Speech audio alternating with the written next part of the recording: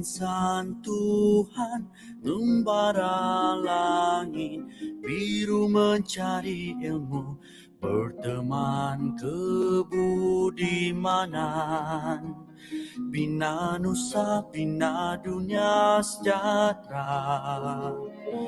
Yuni utama ibu yang tercinta, kami doa lanjut usia bahagia. Kami janji hormati pesanmu, ilmu budi dan bakti.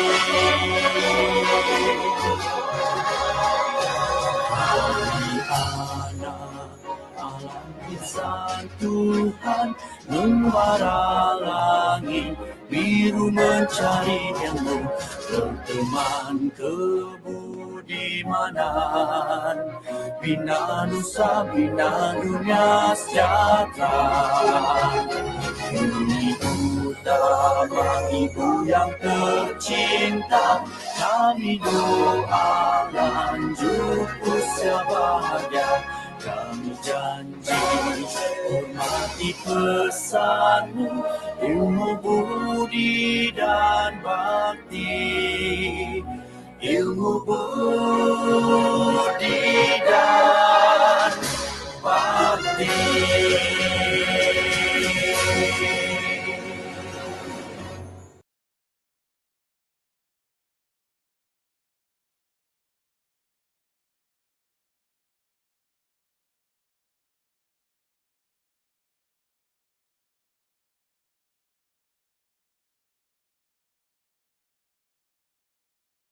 Deputy Vice Chancellor, Research and Innovation, who is performing the duties of Vice Chancellor of University Utara Malaysia, Professor Dr. Haslinda Ibrahim, Chairperson IACE 2021, Distinguished Very Reverend Father Dr. Richard G. Eng, OP, Rector University of Santo Thomas, Associate Professor Dr. Muhammad Kamal Muhammad Nawawi, Dean School of Quantitative Sciences, University Utara Malaysia, Professor Dr. Sharil R. Peralta, Vice Rector for Academic Affairs, University of Santo Thomas, Professor Dr. Raydon S. Papa, Dean College of Science, University of Santo Thomas, Professor Dr. Markalota Desena, Co-Chairperson IACE 2021 and team from University of Santo Thomas, Philippines, and co-organizer of IACE 2021, and also viewers from Malaysia, Philippines, Nigeria, Japan, Iraq, Oman,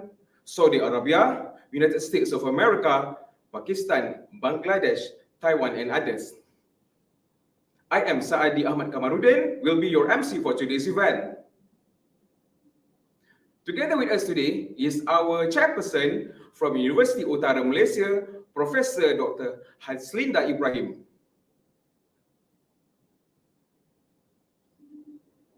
Our co-chairperson from University of Santo Thomas, Professor Dr. Markalota Desena. And our amazing organizing committee from University Utara Malaysia and University of Santo Thomas. Welcome to IACE 2021.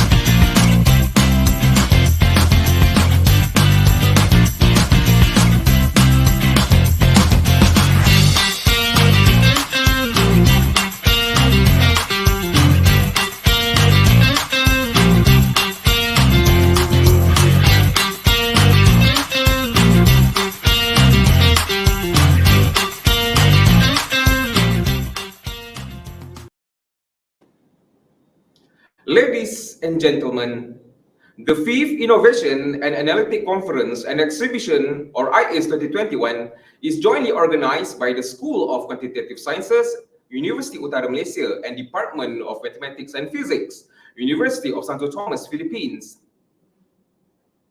Distinguished guests, ladies and gentlemen,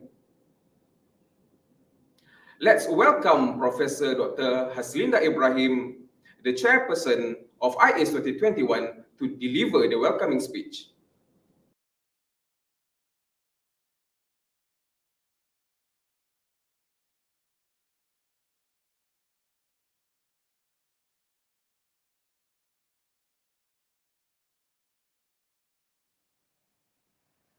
Assalamualaikum and a very good morning. The Honorable Professor Dr. Hilman Abdullah, Deputy Vice Chancellor, Research and Innovation, and also Acting Vice Chancellor, University Utara Malaysia, respected Very Reverend Father Dr. Richard G. Eng, OP, Rector, University of Santo Tomas, Philippines, Associate Professor Dr. Muhammad Kamal Muhammad Nawawi, Dean, School of Quantitative Sciences, University Utara Malaysia, Professor Dr. Ray Don S. Papa, Dean, College of Science, University of Santo Tomas, Philippines, Professor Dr. Ma Carlota Di Sena, Co-Chairperson, IACE 2021, Professor Dr. Sherelle R. Parata, Vice Rector of Academic Affairs, University of Santo Tomas, distinguished guests, key speakers, invited speakers, participants,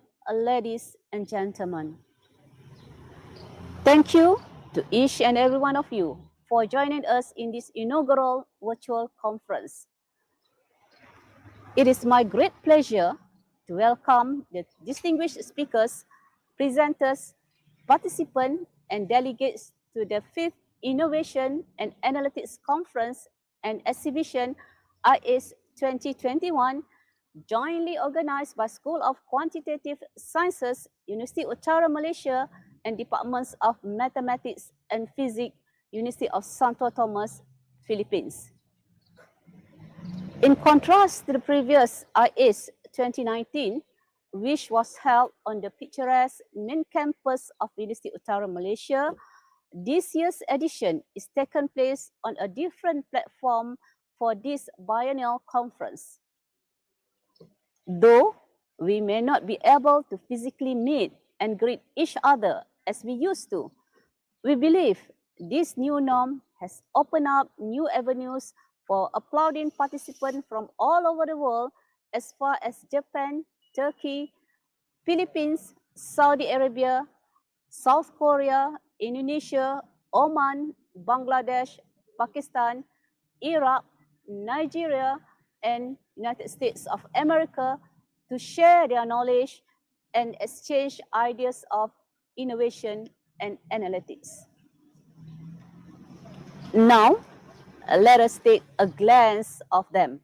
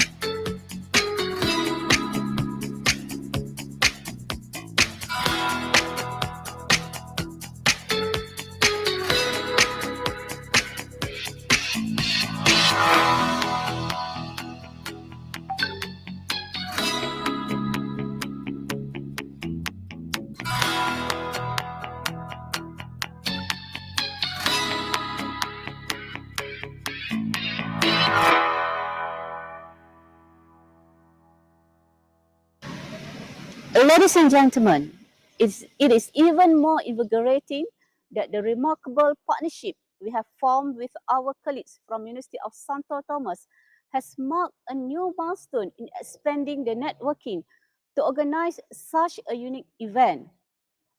Thus, allow me to express my heartfelt gratitude and appreciation to the entire organizing team from School of Quantitative Sciences, University Utara Malaysia, and Departments of Mathematics and Physics from University of Santo Thomas for making this a successful event indeed. Ladies and gentlemen, the database is here, whether we are ready or not. For this data to be meaningful, we must advance our processing techniques, allowing us to ride the gigantic wave of big data set rather than being swept away. As such, the theme for this conference, What's Next? Surfing the Big Data Wave, is relevant and timely in today's ever-changing environment. We have confidence that this conference features highly respected, internationally renowned speakers and presenters who will impart and discuss momentous new developments and scientific advancement that will impact the future of big data and its related fields. With that, we wish you the best of luck and hope you will find this conference enlightening and informative, as well as continue to stay connected with other scholars. Ladies and gentlemen, let me finally wish you a successful virtual discussion and learning from each other. Stay safe and well, everyone. Thank you.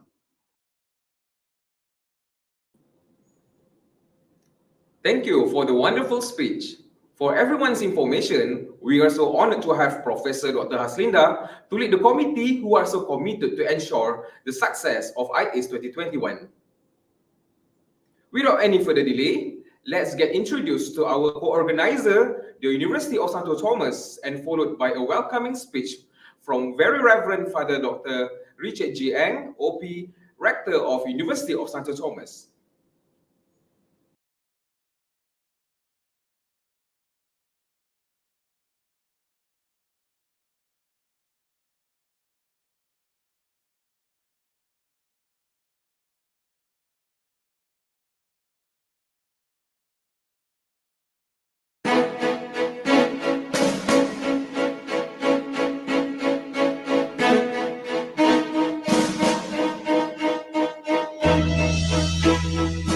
The University of Santo Tomas is a forerunner of Catholic higher education in the Philippines.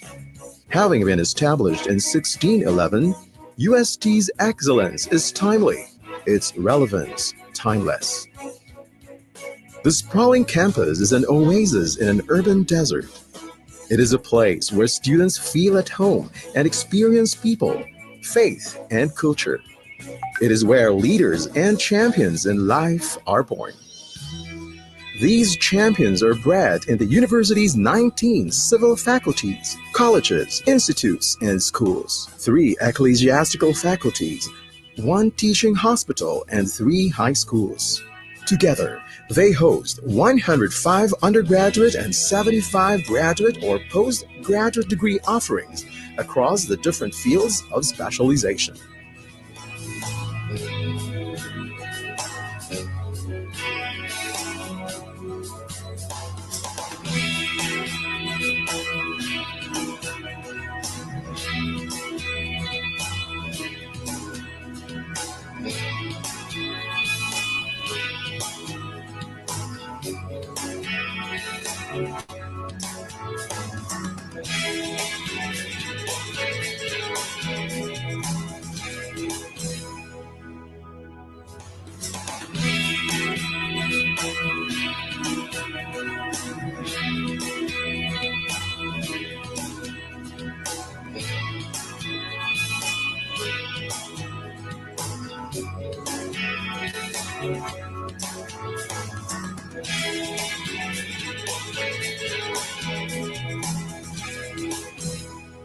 Honing our students are our faculty members who are leaders in their respective fields.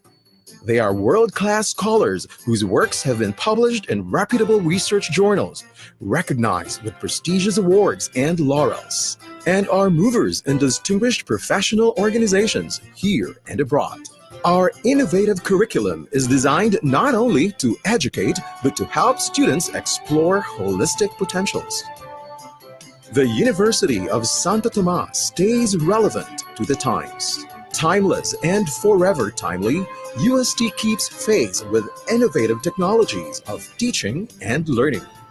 Paired with an active e-learning environment, the university empowers learners with a personal educational experience. Because we believe that every member of the Thomasian community is unique. Complementing classroom instruction is the endless stream of international conferences, seminars, workshops, and symposia that update our community with the latest trends in the academe. As a testament to its high-caliber education, the university maintained its outstanding performance in several licensure examinations, earning praise from the Professional Regulation Commission as well as professional organizations here and abroad. Widening its reach, UST also offers off-site programs to Philippine higher educational institutions that require highly specialized expertise of UST's teaching staff. Departments and programs have been declared Centers of Excellence and Centers of Development by the Philippine Commission on Higher Education, which is likewise granted UST the coveted autonomous status.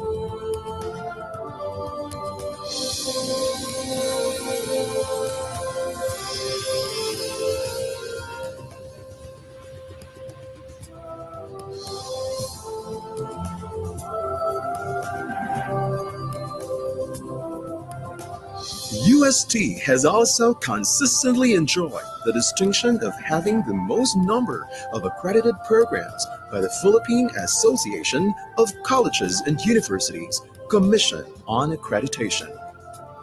In the international arena, UST has gained recognition from the ASEAN University Network Quality Assurance Group, which has certified 12 of its undergraduate programs. Quacquarelli Simmons likewise recognized UST as the Philippine university with the highest number of stars at 4, and ranked UST in the top 300 universities in terms of graduate employability. To contribute to the ever-growing body of knowledge, UST has 5 research flagships that aim to make breakthroughs in their respective fields. These research efforts are housed in the various centers where faculty members and students work together to generate new knowledge and develop new technologies that are of national or international benefit. Immortalizing these endeavors are UST's research journals, which are now open access and online, making quality education widely accessible to the academic community. These are complemented by intensified internationalization efforts, which have led to the formalization of academic linkages with institutions and networks abroad.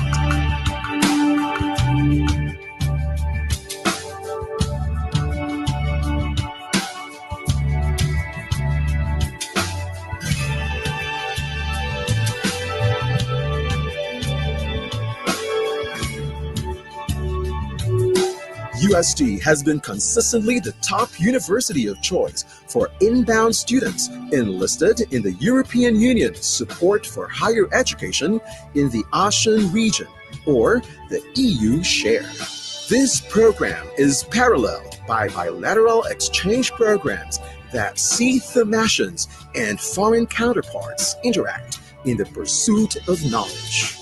Further solidifying our partnerships abroad, 4 of UST's programs are now offered with foreign institutions giving dual degrees to students. Realizing its potential to influence, the University of Santo Tomas is a purveyor of social development, and we take pride in promoting positive change in society. Believing that our best contribution is a good global citizen, we enjoin our students to help us build communities and empower people through education and sustainable livelihood projects. In turn, our partner communities and institutions become self-reliant and empowered. Grounded by the core Thomasian value of compassion, we are dedicated to fulfill a vision of uplifting the conditions of our fellow men. UST is the Catholic University of the Philippines. Our identity is rooted in high-level intellectual capital imbued with distinct Catholic character. Our valiant legions of UST graduates make up the constellation of Thomasians spread all over the world. UST alumni are composed of a veritable who's who of noted individuals who spread the light in their respective spheres of influence to leave an indelible Thomasian mark in their fields.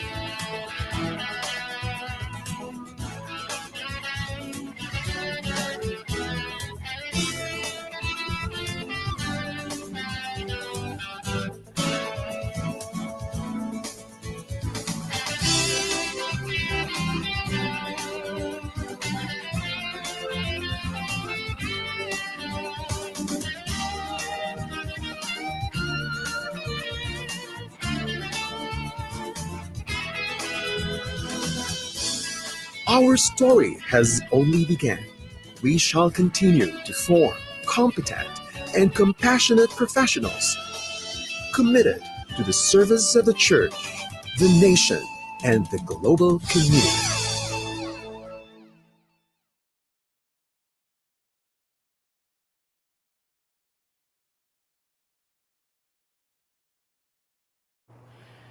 Greetings to everyone. Virtual conferences have become the primary mode by which academics and scholars can share new knowledge and breakthroughs in their respective fields. The pandemic did not become a deterrent for intellectual engagements and exchanges to take place. With the available technology, important ideas and cutting-edge research have become readily available. Knowledge production and knowledge transmission continue to happen in both the academe and the industry. Come to think of it, I have delivered more messages in university events during these challenging times than when things were done face-to-face, which means that we have utilized fully the potential of available technology. This virtual conference is an authentic testimony of this scenario. I am truly impressed that academics who come from different parts of the world are very active in and playing a vital role in these academic engagements despite the situation. The UST College of Science, in cooperation with the Department of Mathematics and Physics and the University Utara, Malaysia, is holding the 15th Innovations and Analytics Conference, which gathers both local and international experts in the field of mathematics and physics on a global platform. The University of Santo Tomas is happy and honored to co-organize this event with the University Utara, Malaysia. This international conference will provide a venue for great minds to meet. And when great minds meet, significant things happen. The title of the conference, Innovation and Analytics, is indeed very apt because there is a need to discover effective ways by which we look at data and the world that we live in, especially now that we are going through very tough times. I would like to take this wonderful opportunity to congratulate the organizers of this important event. as well as thank all our speakers and presenters who are participating in this conference. To all the participants, may this conference continue to inspire you in your quest for knowledge and your work as teachers, researchers, scientists, industry practitioners, and as bearer of truths and agents of scientific breakthroughs. Once again, a pleasant day to all of you.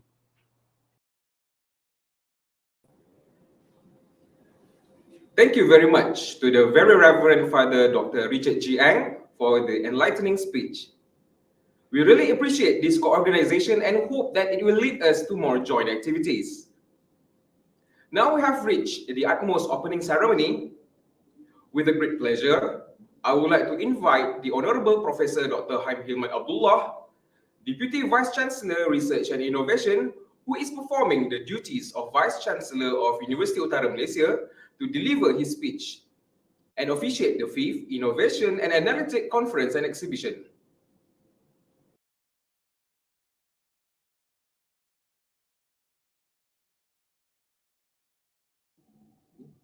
Bismillahirrahmanirrahim, and warm greetings to distinguished Reverend Father Dr. Richard J. Ang, OP, Rector of University of Santo Thomas, Professors Dr. Cheryl R. Peralta, Vice Rector for Academic Affairs, University of Santo Thomas, Professor Dr. Ray Don S. Papa, Dean, College of Science, University of Santo Thomas, Associate Professor Dr. Muhammad Kamal Muhammad Nawawi, Dean, School of Quantitative Sciences, UUM, Professor Dr. Haslinda Ibrahim, Chairpersons of Innovation Analytics Conference and Exhibition, IACE2021, Professor Dr. Mark Carlota Dikena, Co-Chairpersons of IACE2021, Professor, Senior University Official, Lecturers, distinguished guests, ladies and gentlemen.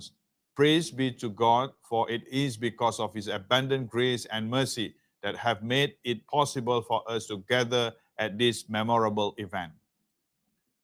On behalf of the University Utara Malaysia Collegiate family, I would like to extend a warm welcome to distinguished local and international speakers, participants, and guests to the 5th Innovation and Analytics Conference and Exhibition, IACE2021, which is jointly organized by the School of Quantitative Sciences, University Utara Malaysia, and College of Science, University of Santo Thomas, Philippines. This year marks another exciting milestone, with IACE2021 being held virtually due to the ongoing COVID-19 pandemic. The first IACE2012 conference, held in 2012, brought together postgraduates and academicians to share and exchange knowledge in quantitative sciences. Since its inception, the biennial conference has grown and evolved significantly, serving as a forum for postgraduates, academicians, and practitioners to gather and share their experience coping with post-pandemic challenges through innovative solutions and research output. This conference will include plenary session as well as research paper presentation in a variety of fields, including computer sciences, mathematics, and analytics.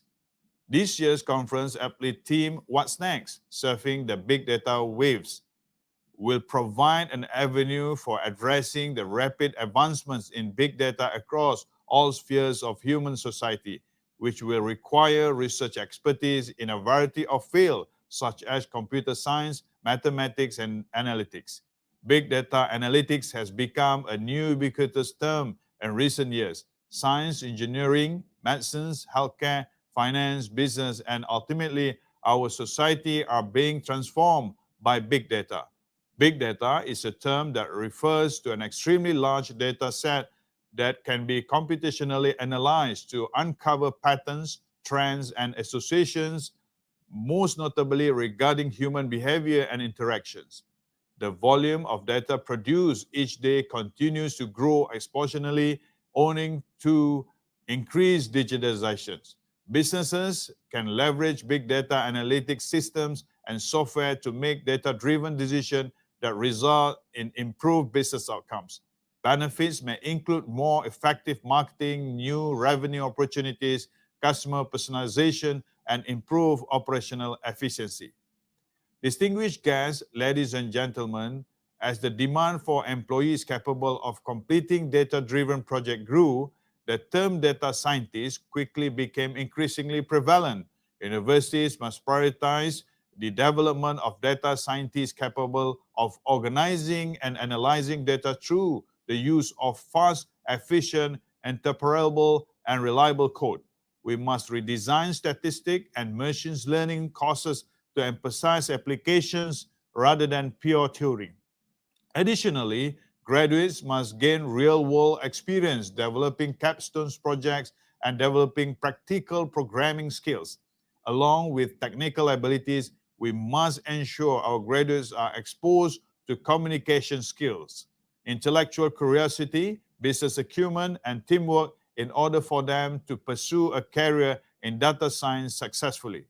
Additionally, universities should explore opportunities for integrating big data and predictive analytics more widely to develop future-ready global talent. Universities need to be able to shape the right kind of talent in an attempt to respond to current trends linked to either undersupply or oversupply of talent in job market. Big data can join force with predictive analytics in order to help us understand current and future global talent trends so that we can fine-tune higher education curriculum and pedagogy and produce future-proof graduates who are equipped with the skills, competencies, and attributes to succeed on a global stage. I believe that by facilitating the exchange of ideas, insights, and new knowledge in the field, IACE 2021 will be an impetus to inspire revolutionary breakthroughs to implement innovation-driven development in big data. Before I conclude, I would also like to take this opportunity to acknowledge the hard work that goes towards organizing this international conference. I would like to express my heartfelt appreciation to everyone who has contributed directly and indirectly to the success of this auspicious event, especially the committed and passionate committee members and collaborative partners. May God Almighty abundantly reward you for your good effort. Finally, without the excellent papers contributed by keynote speakers and authors, the conference would not be possible. We would like to thank all the authors for their contributions and wish you an enjoyable time at IACE 2021. On that note, ladies and gentlemen, I take great pleasure in declaring the 5th Innovations and Analytics Conference and Exhibition IACE 2021 officially open. Thank you. Wassalamualaikum warahmatullahi wabarakatuh.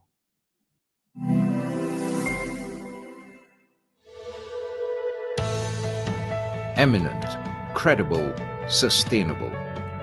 A global revolution in a truly competitive millennium.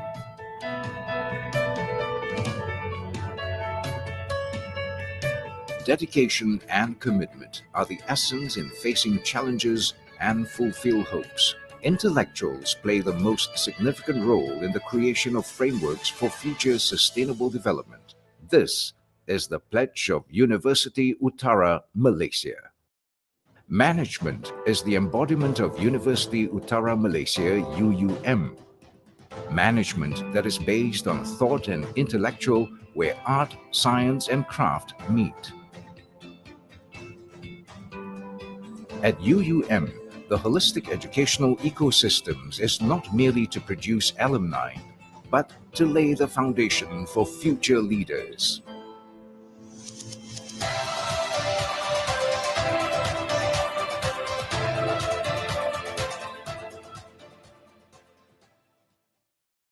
Emphasis is given to the advancement of the Fourth Industrial Revolution, IR 4.0. The world sees UUM as an institution of higher learning, equipped with a state-of-the-art facilities, smart campus, and folded by nature. UUM champions the voice of its students.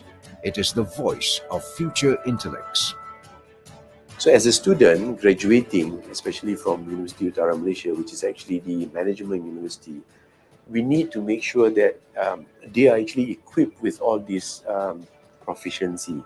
If you look at the world now, people are talking about sustainability, go green. So UM is in the right place, greeneries, and the environment is certainly very conducive to get the students to learn and to absorb knowledge.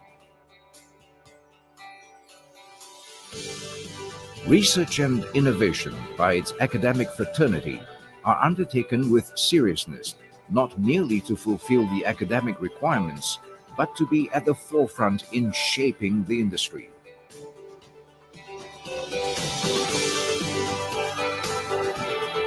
More than 100 million ringgit worth of research grants invested, and more than 7,000 academic publications in the field of management and business produced in the last 5 years. Facilities and amenities provided feature the latest in smart technology, complementing the tranquility of the lush green campus surroundings. First-class infrastructures within the exquisiteness and splendor of nature showcase the education ecosystems at its best.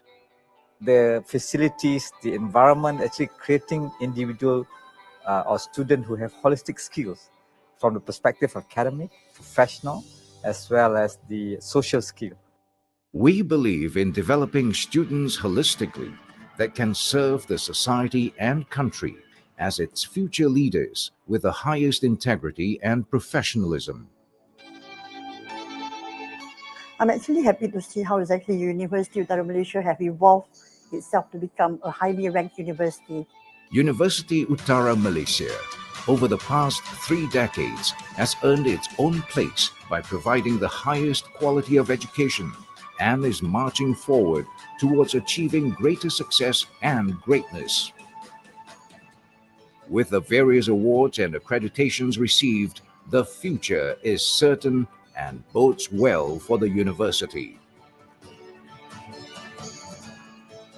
The royal patronage with the Kedah Royal House indeed provides vital publicity for the important work done at the university and allows the enormous achievements and contributions to society be recognized.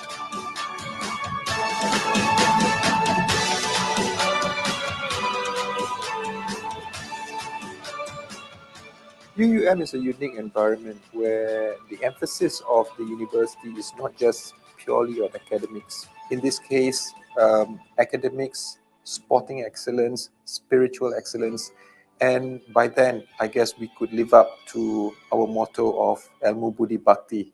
I love UUM, and I'm proud to say that I graduated from UUM. UUM is the jewel valley of the North Malaysia.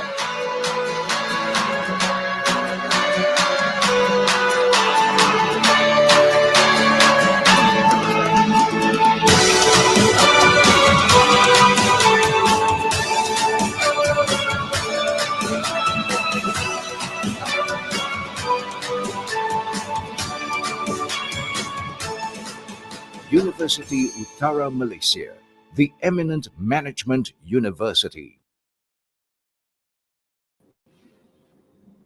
Indeed, University Utara Malaysia, which is labeled as the university in a green forest, has many scenic views and interesting places for exploration as evidenced by the video.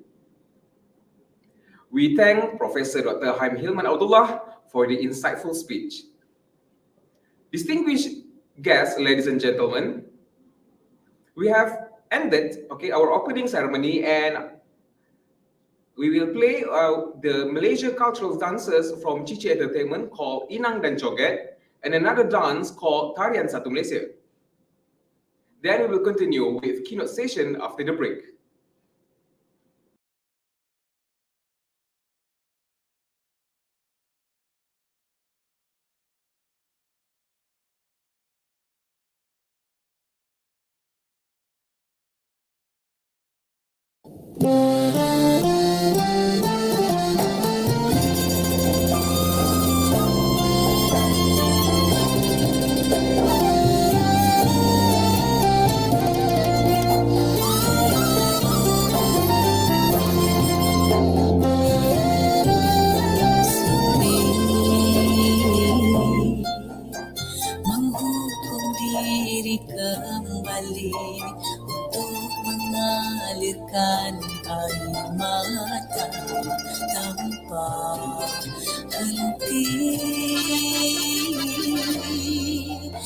lagi. Tiada salah darimu mengingatkanku. Bila ku tak sempurna, engkau bisikkanku yang paling sempurna di matamu. Hanya aku.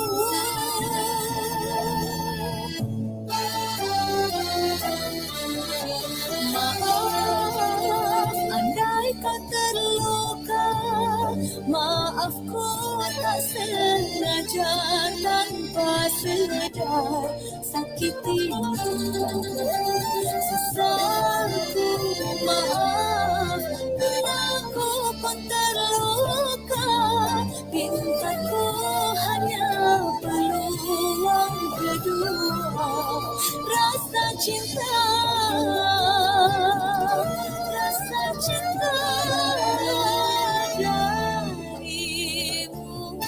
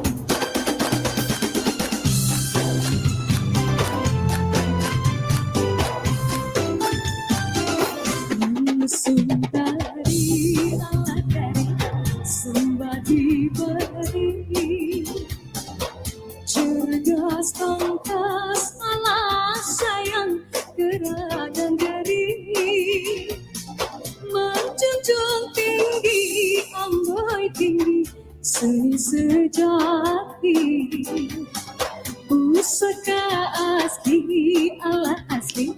Hai Ibu Pertiwi,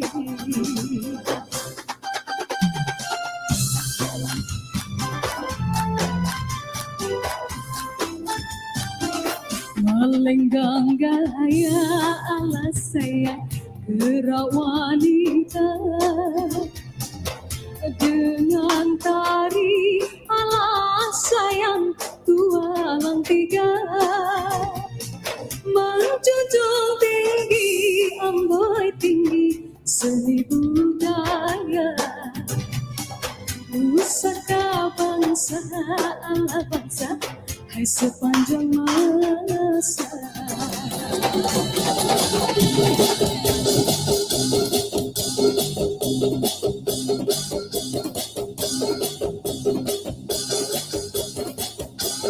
Dayung sampai, dayung sampai, datang dari seluruh dunia sampai Malaysia.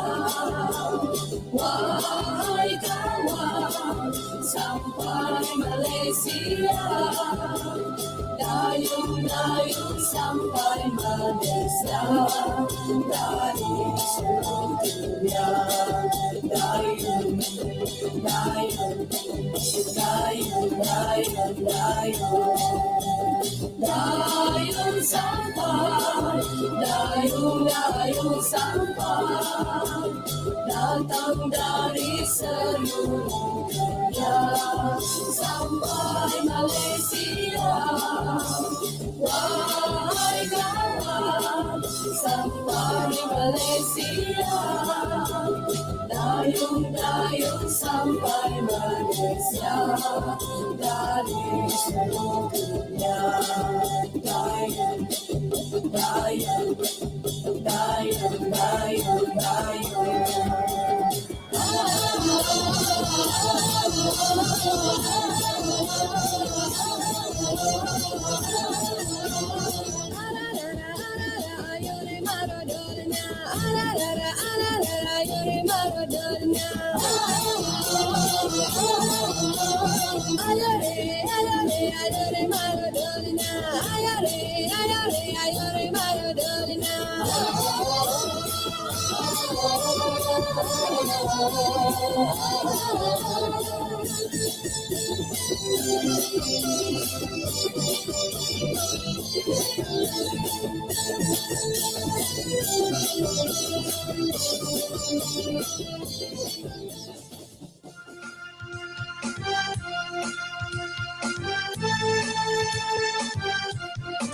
Tinggi-tinggi Gunung Kinabalu, tinggi lagi sayang sama kamu. Biru-biru ujung Kinabalu, tengok dari jauh hati saya rindu. Kinabalu dekat di dasar, banyak sayur boleh pilih-pilih. Apa guna pergi luar negeri, naik Kinabalu hati saya rindu. Semak-semak kami ramai menunggu, mari-mari lenggang semayang. Sekali melihat betapapun diingat saya jatuh cinta. Sayang-sayang saya Kinabalu, Ramadan pesta bulan 5. Sayang-sayang kita pergi temu jalan tanpa duri, hati saya rindu.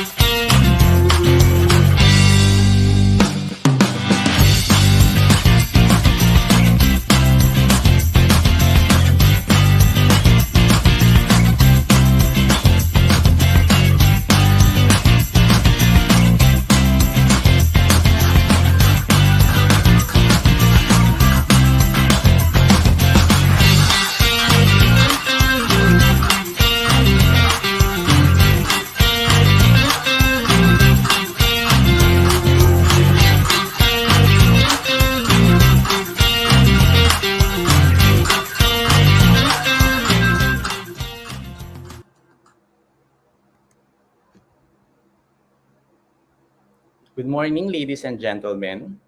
It's a great pleasure for me to introduce our speaker today, an experienced academic leader and educator who is deeply involved in policymaking and program development in higher education.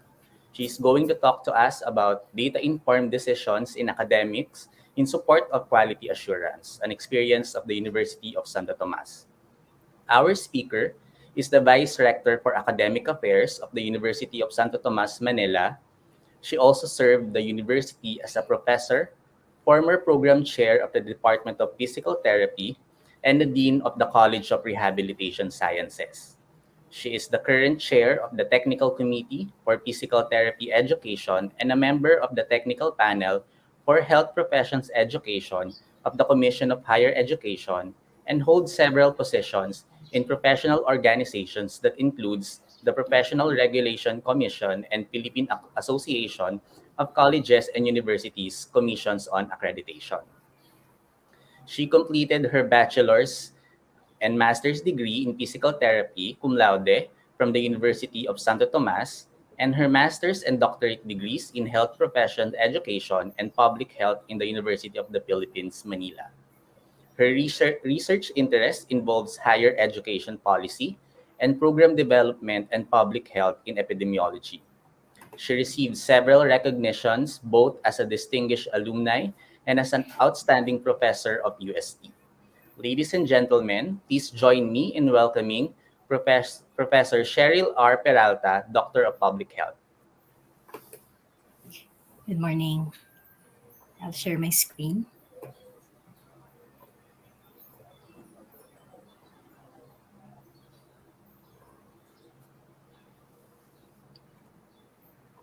May I confirm if you're seeing my screen now? Yes, ma'am. Thank you. To the administrators of the University Utara Malaysia and the University of Santo Tomas, my fellow educators, the organizers of IACE 2021, participants of the 5th Innovation and Analytics Conference and exhibits, guests, ladies and gentlemen, good morning. It is an honor to share with you our young journey in the use of data analytics for informed decision making in the academe, and we look forward to learning more from this conference to help improve our initiatives. The Royal and Pontifical University of Santo Tomas, the Catholic University of the Philippines, is located in the heart of the nation's capital, in the city of Manila. We are a 410-year-old comprehensive institution of higher learning that caters to more than 44,000 students and more than 2,000 academic staff in a single campus. We offer basic education programs in junior high school and senior high school, baccalaureate degree programs, and graduate programs, including medicine and law. Today, I will share with you our institutional context, the purpose for embarking on a data analytics journey, our experience since we started, and the key takeaways in making data-informed decisions in academics. Our institutional context. UST puts premium on internal and external quality assurance initiatives and is guided by a quality policy anchored on risk-based management and continuous quality improvement using the Plan, Do, Check, Act cycle. While we understand that new initiatives have birthing pains and imperfections, these CQI processes help us identify gaps in implementation vis-a-vis our goals and identify potential solutions at the institutional, academic unit, department, or course levels in order to improve moving forward. These continuous efforts towards quality assurance helped us achieve institutional and program level recognitions from reputable national and international agencies. Over the past 6 academic years, several major events occurred globally and nationally, which has changed the educational landscape in the country and the university. In academic year 2015 to 2016, the Commission on Higher Education mandated the full transition of all tertiary curricula to outcomes-based education, prescribing minimum program intended learning outcomes that students need to fulfill by the time they graduate. Backward design of curricula was promoted in order to plan courses and learning sessions that contribute to the attainment of institutional and program intended learning outcomes. In academic year 2016 to 2017, we transitioned to the K-12 program, adding 2 more years in basic education to be at par with education around the globe, and admitted the first batch of students in grade 11 of senior high school. Thus began the enrollment gaps in college programs with the absence of freshman admissions. In academic year 2017 to 2018, we graduated the first batch of grade 12 from senior high school. And in 2018 to 2019, they enrolled in the new college curricula aligned with K to 12. College programs implement new curricula that are expected to develop outcomes that respond to the needs of industry and society based on consultation with stakeholders.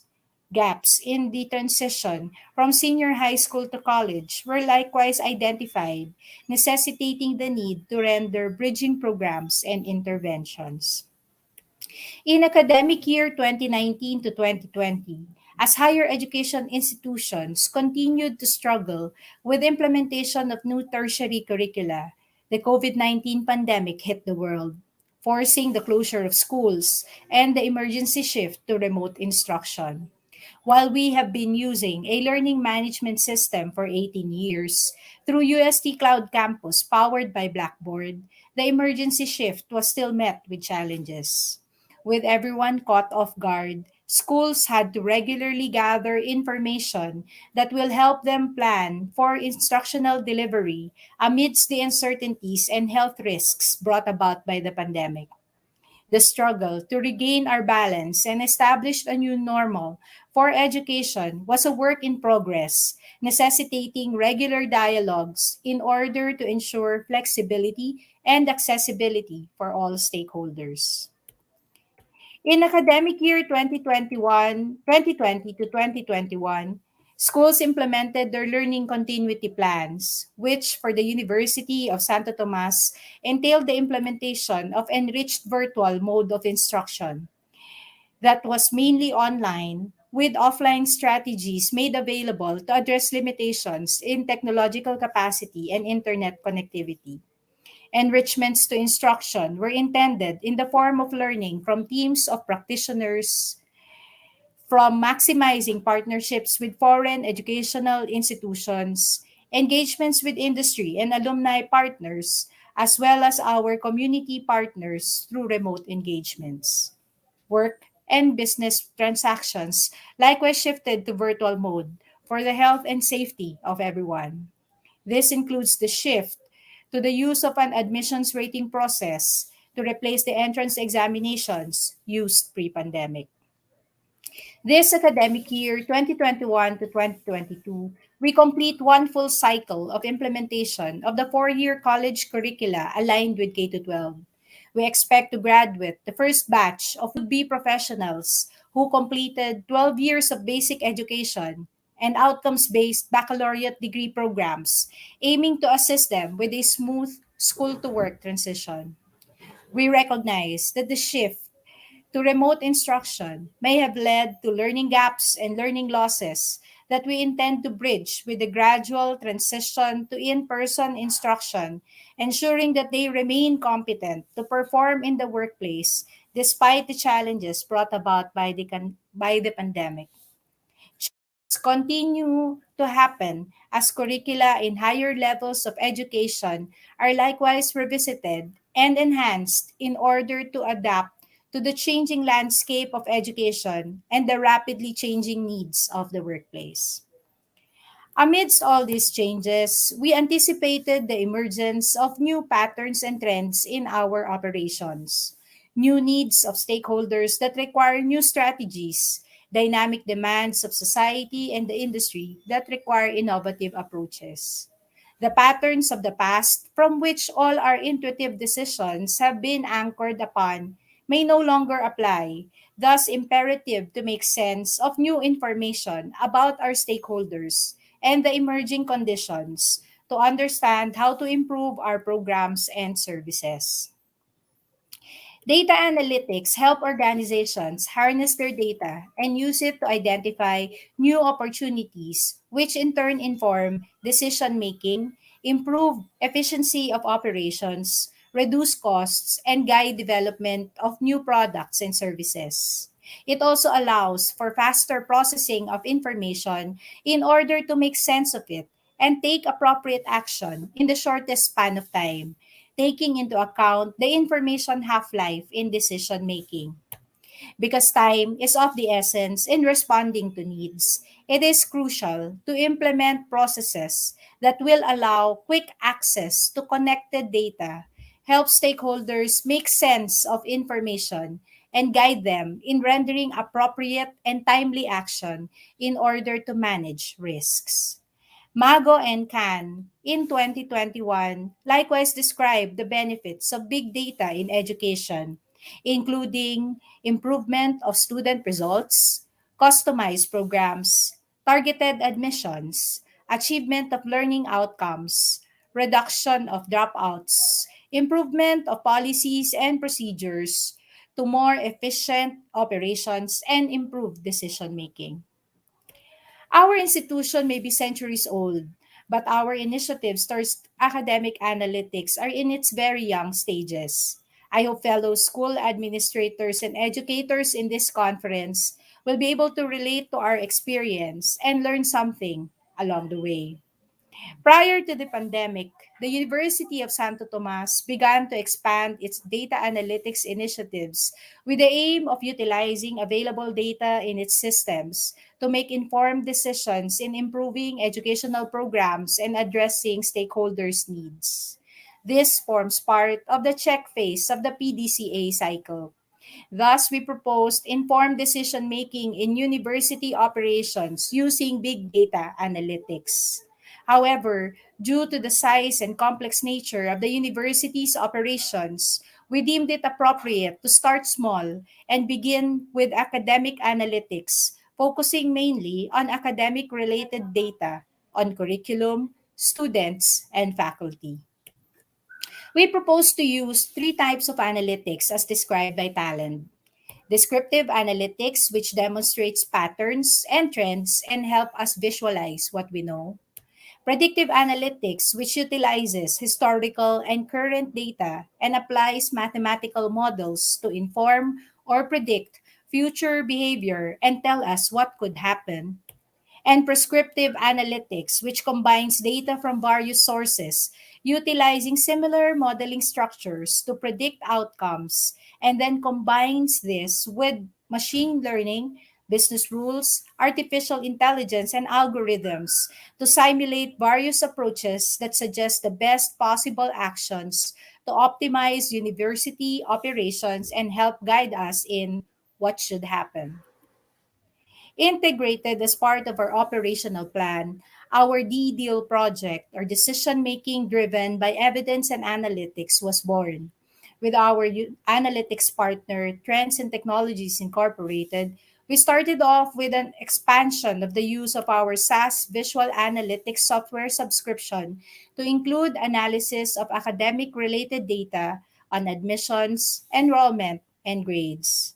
We collaborated with concerned offices such as the Office of the Secretary General, our technology team, the Santo Tomas e-service providers, the Office of the Registrar, and the Office of Admissions. We initially developed descriptive visual analytics dashboards in academic year 2018 to 2019 that described the admission characteristics of our college freshman applicants and enrolled students, as well as their grades, as measures of academic performance. The following academic year, 2019 to 2020, we oriented academic unit heads on the use of these dashboards, and we were able to develop some use cases for predictive analytics. focusing on the predictive value of admissions characteristics on the first year of student performance. However, the pandemic happened, and like most institutional operations, this initiative was set aside for a while. We resumed development in academic year 2020 to 2021, but this time shifting from SAS to Tableau visual analytics dashboards and the use of Alteryx for statistical analysis. We continued working on predictive analysis for admission characteristics, contributing to decision making of academic units in the shift to admissions rating processes. This academic year, 2021-2022, we were able to deploy all descriptive analytics dashboards on curriculum, students, and faculty, as well as analytics dashboards on e-learning engagements of academic staff and students to our academic unit officials for their perusal and feedback for improvement. A particular focus is the monitoring and improvement of the implementation of the K-12 program of basic education and the new curricula in tertiary education to ensure efficient utilization of resources and effective development of learning outcomes among students. Thus, we wanted to use descriptive analytics to ask questions such as how are we performing relative to our targets, relative to other programs or units? What patterns or changes in trends do we see with our admissions, enrollment, students' academic performance, faculty qualifications, and faculty performance? How engaged are our students and faculty in synchronous and asynchronous sessions on Cloud Campus? We intended to use predictive analytics to ask questions such as what admission characteristics predict student performance in the next level of education? How sensitive are our admission criteria in selecting students who will be successful in their chosen programs? Does performance in college programs determine success in the licensure examinations, in employability within the 12 months after graduation? And we intended to use prescriptive analytics to answer the following questions. How many students can we admit given our physical resources, classrooms and laboratories, IT resources, and qualified faculty? What processes may be improved in order to speed up the delivery of services and provide a better experience for our stakeholders? Some of these questions we are able to answer at present, others we are still in progress. These are some of the Tableau visual analytics dashboards that we have at present. The UST grades dashboards, where student grade distribution is viewable, as well as the general weighted average, the admissions dashboard, the enrollment dashboard, the curriculum dashboard, and some of the engagement data in our learning management system, UST Cloud Campus, where we see faculty and student engagement on a regular basis. In the first 5 years of our data analytics journey, we come to realize key lessons. Data analytics initiative should be done with a purpose, driven by a vision. It should be enhanced and anchored on institutional goals and deliberately undertaken to contribute to their achievement. Journeying with the end in mind allows us to regain our path when we get derailed or strayed along the way. Vision helps us prioritize and focus on what is important. Data gives us information that is actionable. Second, don't be afraid to take small steps towards analytics maturity. Great journeys begin with the first step. It's not just a matter of using technology, it is making informed decisions from hindsight to foresight. Make data analytics work for us as we navigate the uncertainties of the times and build our preferred futures. Third, be guided by a framework. We can easily be overwhelmed by the amount of information that we can mine from various sources. However, if we are guided by a framework, we can categorize information and purpose and strategize how best to process this information for the benefit of the organization and its stakeholders. Fourth, establish data connections. For data to make more sense for organizations, we have to break silos and integrate information. While we may initially start with data that is available within our office's jurisdiction, ultimately, this will have to be connected with information from other offices of the institution and even outside of the institution in order to get a full picture of the current status of operations, determine gaps, and render interventions to bridge them. This step will definitely have birthing pains, but overcoming challenges will be all worth it in the end. Fifth, synergy is key to data connections.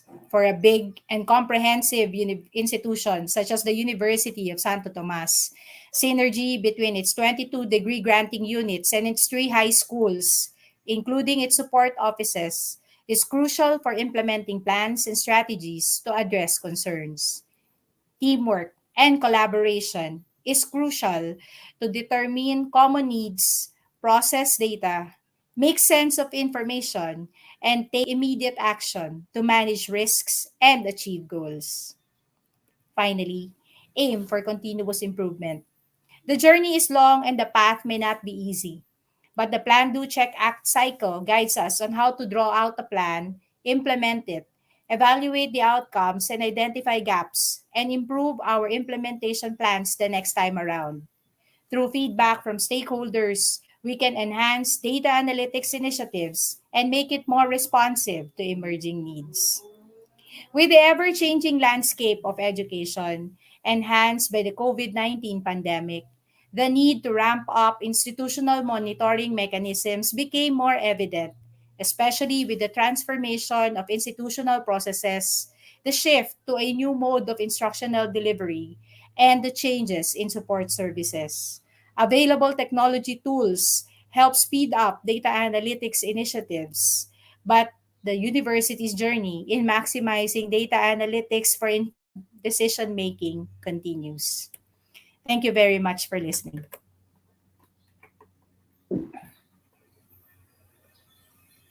All right, thank you for that, Professor Peralta. Now that we have listened to that very timely talk on the use of data science and analytics in making data-informed decisions in academics in support of quality assurance, I'm sure that our audience are interested to know more about the topic and would want to ask our speaker. Of course, you are welcome to place them on the Zoom chat box or in the comment section of Facebook Live. But first, allow me to start with this question while waiting for yours. Professor Peralta, after 2 years of implementation, how did applying data science and analytics help in achieving the mission and vision of UST amidst the pandemic? Yes, thank you for that question, Dr. Parenya. So the university's vision is really to be one of the premier universities in Asia. And our mission is to produce competent, compassionate, and committed Thomasians. So with that, because of the changes brought about by the pandemic, there are a lot of information that we need to gather in order to guide our decisions on how to move forward. So we would not want to compromise the quality of education with the disruptions that this pandemic has brought us. And I think all the schools joining this conference, all the educators joining this conference would say the same thing. So that the disruptions of the COVID-19 pandemic has really brought us fear, not just for our health, but also for the quality of educational delivery that we are able to offer to our students. And I believe data analytics are looking into data on the status of our students, their performance, even the status of our academic staff, has helped us develop support programs that will allow them to effectively navigate the challenges of the pandemic, especially with the shift to online instruction. So I believe that being guided by analysis of the data that we have gathered, we are able to make better informed decisions in this life.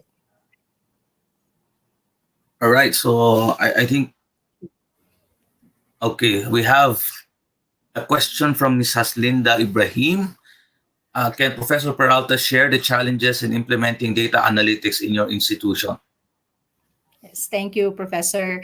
Well, I think that's part of the key takeaways that we had for our experience. First, we realized that published literature is indeed true, that data are mostly siloed. And I think that is natural for organizations, that certain information are being collected by certain offices, and therefore the first time you are trying to connect all this data, you will have to have the proper processes to protect personal information, inform stakeholders of the process that you need to undertake for purposes of continuous improvement, and then to have a platform where you can combine all these data and to render the appropriate analysis in order to answer the questions. So apart from this, of course, there is a need to ensure that everyone is on board. That whatever data analysis or whatever data processing will be done at the university level will have value at the unit level and even at the course level. So with this, it is important to have effective communication channels to make sure that we are able to cascade whatever information we get and whatever interpretations we are able to come up with at the institutional level to something that will be useful on the ground.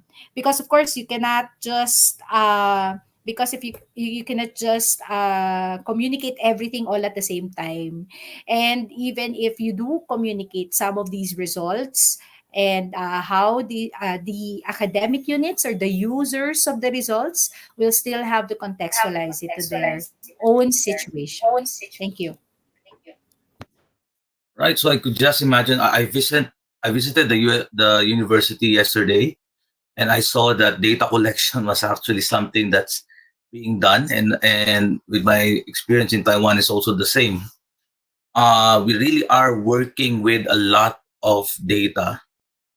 And so, with that in mind, what do you think are the future directions of the application of data science and analytics in higher education institutions as exemplified by UST? Moving forward, especially with us navigating new ways of instructional delivery during the pandemic, especially right now, I'm sure our colleagues in Malaysia may have already known that our government has recently expanded the regulations to allow reopening of schools, including basic education as well as other tertiary programs, still observing public health protocols. I believe that data or the processing of data, health data at that, side by side with academic data, will help schools return to campus or have their students and academic staff return to campus safely.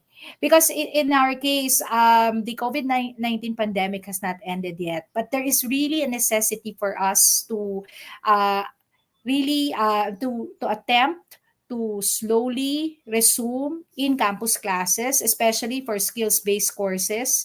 But with that, we will have to have data analytics in place so that we can monitor compliance with health protocols, the maybe the onset of COVID-19 infection while in-person classes are ongoing, and whether performance of students improve with the integration of in-person classes on top of our usual or on top of the enriched virtual mode that we are already doing. I guess the same can be done by all other institutions in the country and maybe in other countries who may also be resuming limited face-to-face classes at this moment. This is something that we can all explore so that we can look at patterns and trends, and we can predict what else can be done in order to to render interventions for aspects that may be posing some gaps in implementation. Thank you. Yeah, just like what the IATF is doing, they are using that much data to actually help us reopen not only the economy but also they're prioritizing educational institutions. So we have another question here from Facebook. Dear Professor, is that a necessity for any academic program that relates to analytics to embed certain professional certification in the structure so that it will be more marketable? Yes, thank you. Thank you for that question. Indeed, micro-credentialing is one of the trends that we are aware of moving forward into the future. Professionals would tend to want to up on short-term programs that will develop certain competencies through professional certifications that they can complete along the way, on top of the regular degrees that they are being able to access through university education. I do believe analytics has a place in looking at what professional certifications will be needed and will be attractive to the kind of students that the university attempts to recruit today and in the future. Because in the Philippines, it is more common to find students completing degrees, graduate bachelor's degrees and graduate degrees for that matter. But the idea of stacking up on micro credentials in leading to a formal degree is one thing that the University of Santo Tomas also looks into as we integrate professional certifications in our baccalaureate degree programs as well as in our master's programs, crediting into certain courses. I think what is good to look at in the future is whether the integration of these professional certifications into graduate degree programs works better in terms of employability, in terms of our graduates being able to pass qualification examinations, both local and international. I believe that if we gather the needed data, we will be able to do some predictive analysis on this one and maybe guide us for prescriptive analysis in the future. Thank you.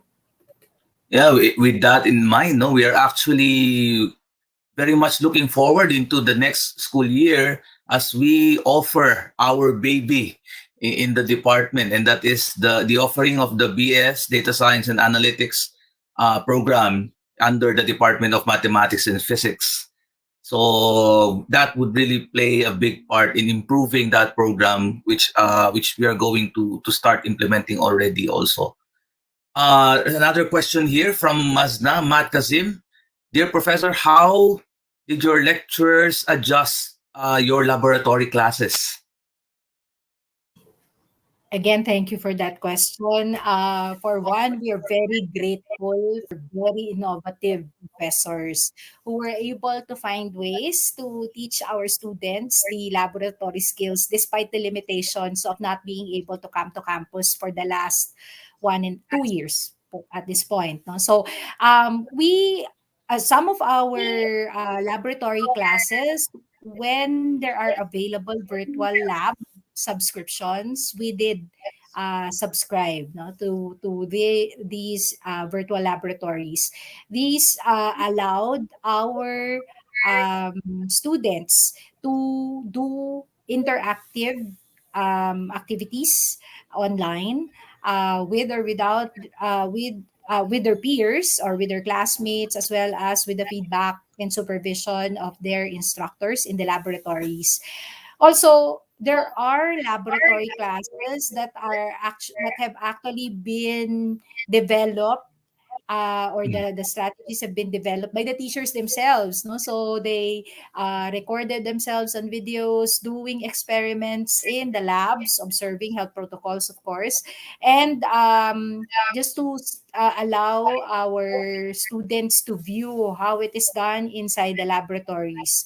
For health programs, for example, they also do demonstrations on simulated patients so that our students can also get the chance to simulate it on with the help of their household members, their family members. So these are some of the ways by which we were able to adjust to the pandemic. Of course, not all these innovative laboratory approaches may have been the same as when they are able to do it in campus, but we tried to make it as close as possible to real practice until such time that we are able to return them to campus. Thank you. Yeah, I think, ma'am, the one of the best things that our professors have done in the laboratories, that they were able to actually make use of those objects that are found in their households to be the substitute for some of the equipments that would be used for, or materials that would be used for the experiments. It just shows how very adaptable our professors are, and what they have made, what changes they have made, no, to be able to address the learning, the teaching and learning in these times of the pandemic. So with that in mind, are there any things, are there some things that you see that are still challenges in implementing data-driven decisions that we anticipate in the next 5 years? That would there still be some, what you call this, opposition or drawbacks? What do you think? In the next 5 years, would there still be challenges? Likely, the challenges will only, the possibilities are endless. So the data is available and we can continue to gather additional information as we move along. I think what is important, or what might be something that we really need to think about, is how to move very swiftly once we saw what the data is telling us, because I think that is what's important at the moment. When we see the data, we take action, as in my presentation, because there's half-life, no, in the value Yeah. of the data analysis that we do. But often, especially now, because of the pandemic, there are limitations in the, not only in the speed by which we are able to take action, but likewise in the analysis of the risks when taking on certain decisions, right? So every decision has risks. We have to weigh risks versus benefits, and sometimes these decisions take time, and it has to be in consultation with several layers of stakeholders in the institution.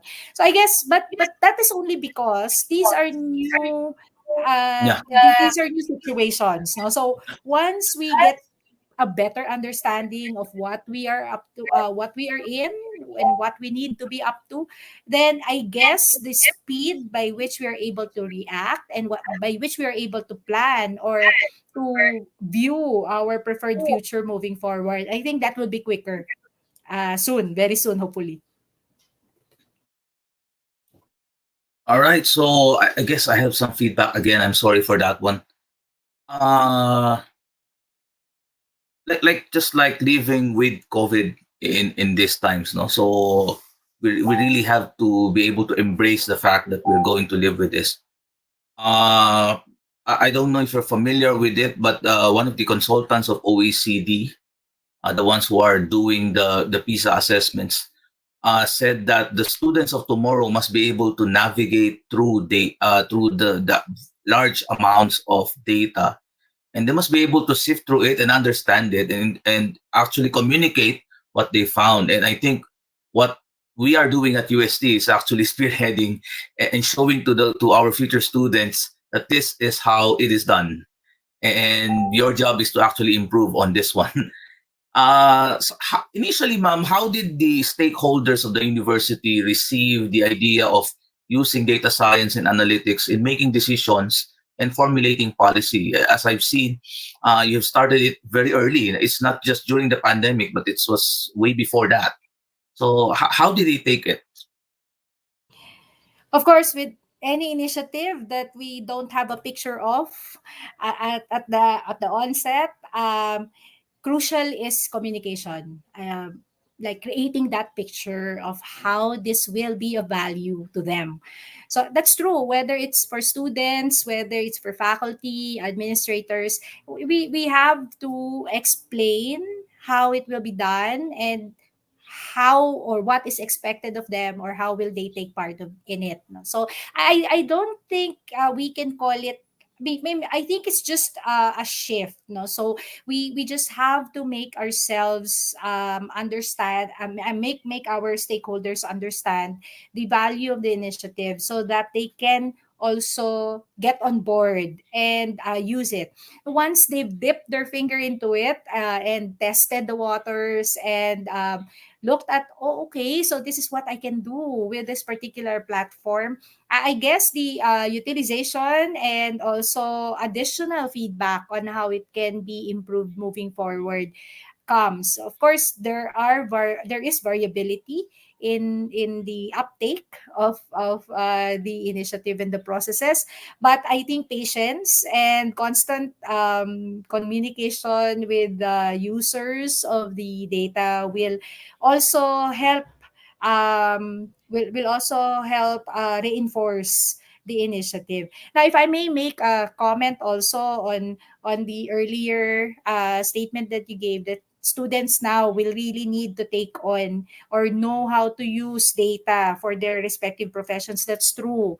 That's why in our yeah, I am likewise excited with our BS Data Science and Analytics program because that will be a major path by which we can connect disciplines. In a comprehensive university such as the University of Santo Tomas, we are very happy that most, if not all, of the possible disciplines are within the university. It's just a matter of you really connecting. So here with the new bachelor's program on data science and analytics, we hope to do that. We hope to connect with various disciplines, whether it's in STEM, in health, in the humanities, or even in the business sectors or the art sectors, and introduce how data analytics or the interpretation of relevant data in the disciplines will help them make informed decisions. So we're hoping that with this, in the future, we will likewise expand the offering of elective courses on data science, even for our other programs in the university, to help enhance the competencies of our future graduates on the use of data for their decisions. Thank you. Yeah, another interesting question here, Madam, is that with the artificial intelligence and analytics framework roadmap of the Philippine government, how would we, the university, align to that framework? Yes, of course, with the help of our academic staff who are very much immersed in all these agencies of the government and even in professional organizations, both local and abroad, we are able to tap into the expectations and the needs of the industry. That is very important. I believe that once regulations are released and new frameworks are also released, these are opportunities for us to sit together, study these frameworks, and see how our future directions and future projects can be connected to these frameworks. I guess for us, specifically to the university, as I mentioned, because we are a comprehensive institution with various disciplines inside, it would be good to explore in what particular specific domains we can introduce these AI and analytics frameworks. Of course, we cannot do it all at the same time, but we will be trying to prioritize in which of these domains we can actually develop innovations and integration of the framework into the curriculum and maybe even into the internships of our students, because ultimately I think what the Philippine government is trying to communicate also is for us to really look at innovations, maximize the available information in our hands so that we can anticipate what sort of innovations we should be able to develop so that we can contribute to the Philippine Development Plan and even to the Sustainable Development Goals. And that's very important. So that will make our curricula relevant, our programs relevant, and our graduates future ready. Thank you. I think one of the major contributions also that we can do as a university is trying to also on our end improve our facilities for big data analytics. And I think our College of Information and Computing Studies have already made big steps on that one. I think there's a data center coming up for the university, if I'm not mistaken, Madam. So that's a very welcome move by our university for that one. And there are a lot of questions still that are coming in, but due to time constraints, we won't be able to let you answer them live. But I think our admins on the backstage are collating those questions, and they would be sending them to you later on via email. So thank you so much for all of those who have participated in Facebook Live and sent in their questions. I hope that we were able to give you a good glimpse of how the University of Santo Tomas uses data-driven decisions in support of our what do you call this? In support of quality assurance in academics. All right. So again, thank you very much and good morning, and thank you, Dr. Peralta, for that talk. Thank you very much.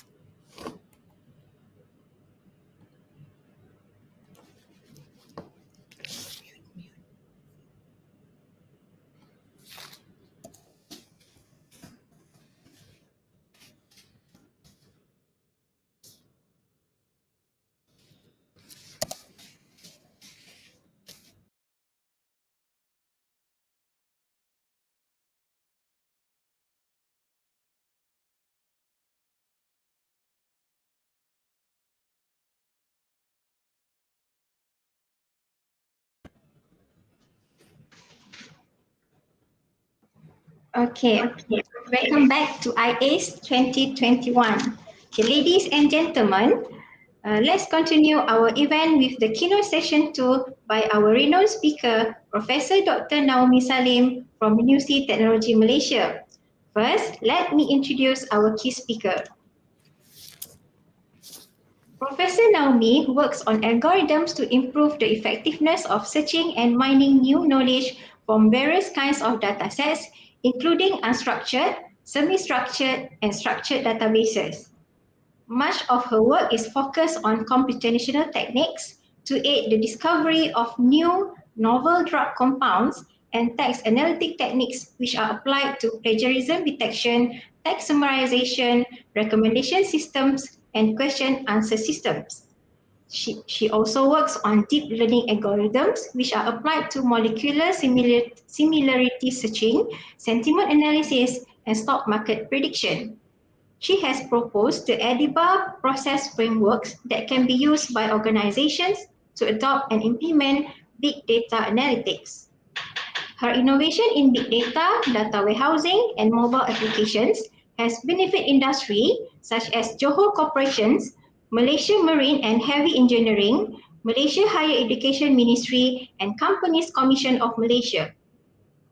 As recognition, Professor Naomi is one of the 3 finalists of the 2016 Southeast Asia Regional Computer Confederation ICT Researcher of the Year Award. She has been recognized as one of the top research scientists Malaysia in 2020 by the Academy of Science Malaysia. Today, Professor Naomi has been involved in 55 research projects with a total amount of more than 4.5 million ringgit Malaysia. She is the principal investigator of 31 research projects. She has published more than 400 scientific papers, with 300 of the papers indexed under Web of Science of Scopus. The current H index is 23. The output of her research has been incorporated into several software such as UTM Chem Workbench, Kimia Space, and NADI Natural Product Database System to support drug design and drug optimization process. The UTM CLPD Cross-Language Plagiarism Detection System to summarize documents and check for plagiarism, and ORICheck for cross-language idea similarity checking and plagiarism detection. Among other research and innovation awards that she has received are the Pencipta 2011 Gold Medal Award for the UTM CLP Cross-Language Semantic Plagiarism Detection System, the iNova 2010 Gold Medal Award for the Islamic Ontology-Based Quran Search Engine, Bio-Innovation 2011 Bronze Award for UTM Chem Workbench Molecular Database System, IPEX Gold Medal Award for Innovation in Teaching and Learning, UTM 2011 Best Research Award, UTM 2014 Best Research Award, and the Intertech Distinction Award 1998. 43 PhD students have graduated under her supervision. She has 3 patents granted, 27 patents filings, and 52 copyrights. She was a fellow of the Japan Society for Promotion of Science and the head of the Malaysian Big Data Research Consortium under the Ministry of Higher Education. Ladies and gentlemen, without further ado, let's welcome Professor Dr. Naomi Salim to deliver her keynote speech. Okay, thank you, Madam Chairman. Assalamualaikum warahmatullahi wabarakatuh, and a very good morning to everyone. Can you see my slides and can you hear me? Yes, Prof. Okay, Bismillahirrahmanirrahim. Okay, thank you to the IACE organizing committee for inviting me to be one of the keynote speakers for your conference. The title of my talk today is Surfing the Big Data Waves, Challenges, Deep Learning Approaches, and Implementation Process Framework. So basically, we all know that many organizations now are embracing digital transformation, where they use ICT to change the way they operate, like serving their customers, analyzing world around them, and managing global risks. Yeah? At the heart of this digital transformation is data. So, these organizations make decisions, but every decision they make is actually an uncertain probabilistic gamble based on some kind of prior information. So now, if we can improve the structure of the prior information on which they base their estimates, then the uncertainty will be on average be reduced, and we can get better prior. And when we have better prior, we get better estimate, and when we have better estimate, we can get better decisions. So that is the hope. Yeah. So now we have big data analytics paradigm. This paradigm offers a vast variety of new kinds of priors and estimation techniques to inform all sorts of decisions. Yeah. So, how can we leverage, the power of big data analytics? Yeah. But before we can do that, there are actually challenges. Yeah. So what I'm going to present now are some of the challenges that we have faced when we do projects. Yeah. And also how we solve it. Yeah. So this, UTM has experience in the whole value chain of big data. Yeah, from how we analyze the business process until how we find and extract the data, either internal data from legacy database or we crawl and scrape from the internet. Yeah, how we actually store it inside our data lakes or data warehousing, and the combination of both, and then how we design the analytics to support decision, and then how we design the visualization dashboards, so that people can use the dashboard to make decisions. So in UTM, we have a number of, we have some experience in doing data analytics, from bioinformatics and cheminformatics to text analytics and financial analytics and social media analytics. We do it for certain clients, and we also have sample products for doing that. So I'm going to explain a number of challenges that we have, and some ways on how we actually solve the problem. So first, before we can do any analytics, not only we must know where to get the data, otherwise the data, it will not be a good analytics if we just base it on internal data. But we have to look at where we get the data, and then once we have the data, we have to know how to represent the data and model the data. So I'm going to use one example here. For example, in searching chemical databases, this is an important process in computer-aided drug design, where we have a query molecule, and we want to find similar molecule in terms of the structure from our database of molecules. So we have proven that this works for computer-aided drug design, because structurally similar molecules are likely to have similar bioactivities or chemical properties or biological properties. So we have proven that like if it has high structural similarity here, it has high likelihood of having similar bioactivity. But traditionally, when people store the molecules, they store, this is one of the most common ways to store molecules. They store the molecules as graph, where the atoms become the nodes and the edges, or the bonds between the atoms become the edges. But if we do this, to do analytics, it will be NP complete. It will have high computational complexity. So people have come up with various types of descriptors.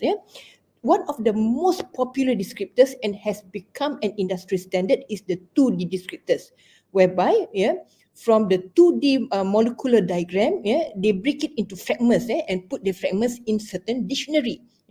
So if the molecule have that fragment, they on the bits, and if it doesn't have that fragment, they off the bits. So this has been very popular in representing molecules, and this is what we call vector space, because molecules are represented as vectors, and they use certain coefficient to compare the molecules. So can we improve this representation? So what we do is we try to look at whether we can use the shape. Shape is very important, to see whether a drug molecule can dock to a protein target. So we look at the shape. For example, here we just use the 2D diagram, because it has been proven to be effective, because sometimes people put it in 3-dimensional, but when it's in 3-dimensional, we understand that the molecules sometimes they have a different conformation. So if you use the wrong conformation, it will not give good results. So we use 2D diagram, and we traverse the molecule. We represent the atoms and the bonds that we meet using certain symbols. So it's with the ring and structures and angles. And we use longest common subsequence to compare the string. So when we do that, these are all the fingerprints from the 2D bit string. We found out that our results using that representation give better results than the bit string measures that have been before our work has been proven to be the best and has been used as an industry standard. So we try to improve it again. For example, once we have the string, we look at the fragments and we count the frequency instead of just representing it using string and then use LCS, longest common subsequence comparison. We took the different fragments, and we count the frequency and use it as bit string, and this is the similarity calculation on where we compare the query molecule and the molecules inside the database. So when we do that, we also get better results compared to all the bit string representation that has been used in the industry before. So we try to improve it again. For example, instead of just storing the atoms, for example, this is carbon, we also look at the neighborhood of the atom like this. For example, sorry again, example, it has another carbon, a nitrogen and hydrogen. And for this one, we also represent it using their neighbors in the same way, and we get the final representation of the molecules, both in the query and also in the target database. Okay, another one that we use is, for example, rather than storing the neighborhood like that, what we do is we transverse it like this. So for example, C, and then we look at N, C, and so on, and we represent it like this for each of the atom, and then this is the final representation that we have, and this is the similarity calculation that we use to compare the molecules. So when we do this, we got very good results, as shown here. I don't have to represent the how we use it to evaluate. For example, we use sensitivity and specificity and accuracy in terms of drug design. Okay. So now, we see whether we can use deep learning. Deep learning is hierarchical representation learning, where we try to learn how to represent things. So one of the most famous deep learning representation is convolutional neural network. So in convolutional neural network, they have a number of phases. One phase is the convolution phase, where in the convolution phase, for example, you have this representation of whatever you have. For example, the image, we use a number of filters, and for example, this one we use a dot product, and of course, we will cover all the spaces in the image, and using the filter to find the dot product. So from a big, representation, we have a smaller representation after we do the dot product. This is the convolution phase. Next is the pooling phase in the CNN, convolutional neural network. For example, this is the results from filter 1. This is the result from filter 2. So for each, for each area, we try to find, what is the maximum. For example, this is 3 is the maximum, 0 is the maximum, and so on. So we get only the maximum. So what we would do is we represent our molecules using, this convolution and also max pooling stages, and we repeat it many times until we get a smaller representation than the original image of the molecule, and we feed it inside a feed-forward neural network until we can predict the molecular activity class of a query that we have. So how do we represent molecules as image? So what we do for each compound, for each molecular image, we search using a database. For example, this is a database of toxicophore.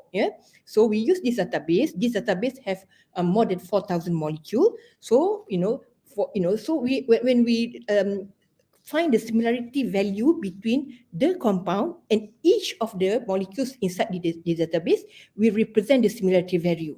So for example, here I'm using different color for different similarity values. So we find out that when we do that, for different activity class, we have different different visualization, different distinct visualization. So this is good, this is a good promise where we can actually see the difference between the different activity classes. So when we search it, and then we put in a feed-forward neural network, we see that we can get better results compared to our previous finding. Then we also use different ways on how to calculate the CNN. For example, for different atoms, we represent it using different color, and for the different types of bond, for example, for single bond or double bond, we use different thickness. And we also find, and then before we feed it into the CNN, of course, we have to normalize the image first. Then we see that we can find, we can get even better results. Okay, we also use other types of deep learning. For example, this is where we use autoencoder. We use a certain function for the encoder, so that we can get, a latent representation of the the fingerprints, and then we use a different function to have the reconstructed data. So we do it, we repeat it many times until the error is acceptable based on our threshold. And then using this reconstructed image, reconstructed features, we do similarity stitching, in vector space. So this is actually the bit string that we use after putting the molecules inside an autoencoder. And we find out that the results using autoencoder is better than the industry standard and the state-of-the-art methods. Here, where we find it to be very good in terms of the recall. Other things that in deep learning measures that we use is deep belief network. Deep belief network is actually stacks of restricted Boltzmann machine, and we use greedy layer-wise learning. So until we get certain reconstructed features. So when we put this, we have the original fingerprints, the bit string, the original fingerprints, and then we have the reconstructed features from putting it through stacks and layers of restricted Boltzmann machine. So then we find the reconstruction error by comparing the reconstructed features with the original features. So we transpose it so that for each feature we get the error for each of the molecule. Then we make it smaller by using principal component analysis until we get only 3 principal components. And from this, we find distance between this feature and the original point of 0, 0, 0, the original point, and we get the distance. We find only, using certain threshold, we apply certain threshold value of 3 here in this case, to get, the features that have the smallest reconstruction error. And this is what we fit into the normal vector space. And when we do that, we find out that it gives better results than state-of-the-art techniques, and also the bit strings. And we also combine the features. We do fusion of the features. This is what we do. Instead of just using one, we use different dictionary to get the different features. This is the bit string different fragment dictionary to produce bit string. So for each one we put in the deep belief network, and then once we got the selected features from last time, same way like last time, we combine all the features and we put under similarity searching. We try with different combination, 2 combination, 3 combination, 4 and 5 combination of different bit string from different fragment dictionary. And we find out that using this is the 3, this combination is the best, and when we evaluate, we get even better results than many of the previous results, previous techniques, previous representation. Okay, if we use many dictionary, of course we can get our chemical space is a lot. It's very, very high dimension, thousands. So what we do for each one, we put under principal component analysis. So we get, for each one from 1,000, for example, we get only 3 principal component. Then from all this, we put under differential evolution optimization technique, until we get only the optimal one. And when we present the molecules like this, we found out that it actually can segregate between the different activity of the molecules. So this is, one of the product that we have, the 3D chemical space. So first is the representation challenge. Second is how we compare the data. When we have the data, we have the representation. How do we compare the data? So I told, or as I've said earlier, the bit string measure is the industry standard.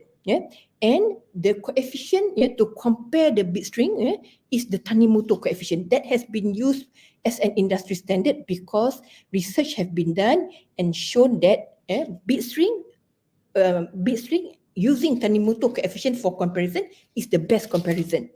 And they have also other factors. For example, it doesn't, it's faster because it doesn't involve square root, and also it has a normalization factor based on the molecular size. We run a certain experiment, and we know by our experiment Tanimoto is not really the best coefficient to use to compare fingerprints. So we look at we look at the calculation, and we run experiment, and we now know that if we want to find big molecules, we have to use other coefficients such as Russell-Rao.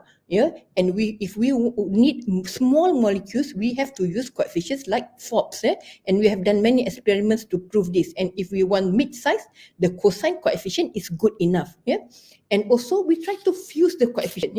So when we fuse the coefficient, this is, for example, we use many coefficients, and then we try to find, we sum the rankings, and then we take the top molecules.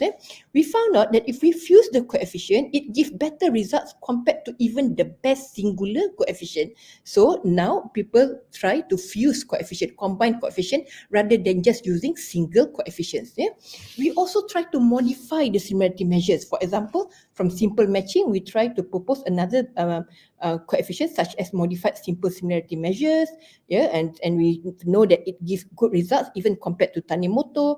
We try to adapt similarity measures from text. This is an example of how we adapt similarity measures from text, and it also gives us good results compared to state-of-the-art comparison of molecules.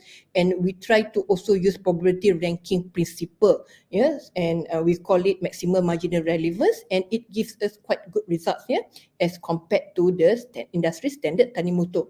So what we do in our lab here, not only we look at the different representation, but we look at the different comparison. And comparison is very important because many of data analytics is based on comparison between things. Okay, in terms of searching the data, so Tanimoto coefficient, vector space coefficient, where the representation is based on vectors that represent our data, and also certain coefficient to compare the data, has been the industry standard for molecular similarity searching. So is it the best? So what we do is we try to use, we try to go out of that practice by using Bayesian inference network. This is where we model the compound network, what is in the database, using a compound network, and our query as a query network.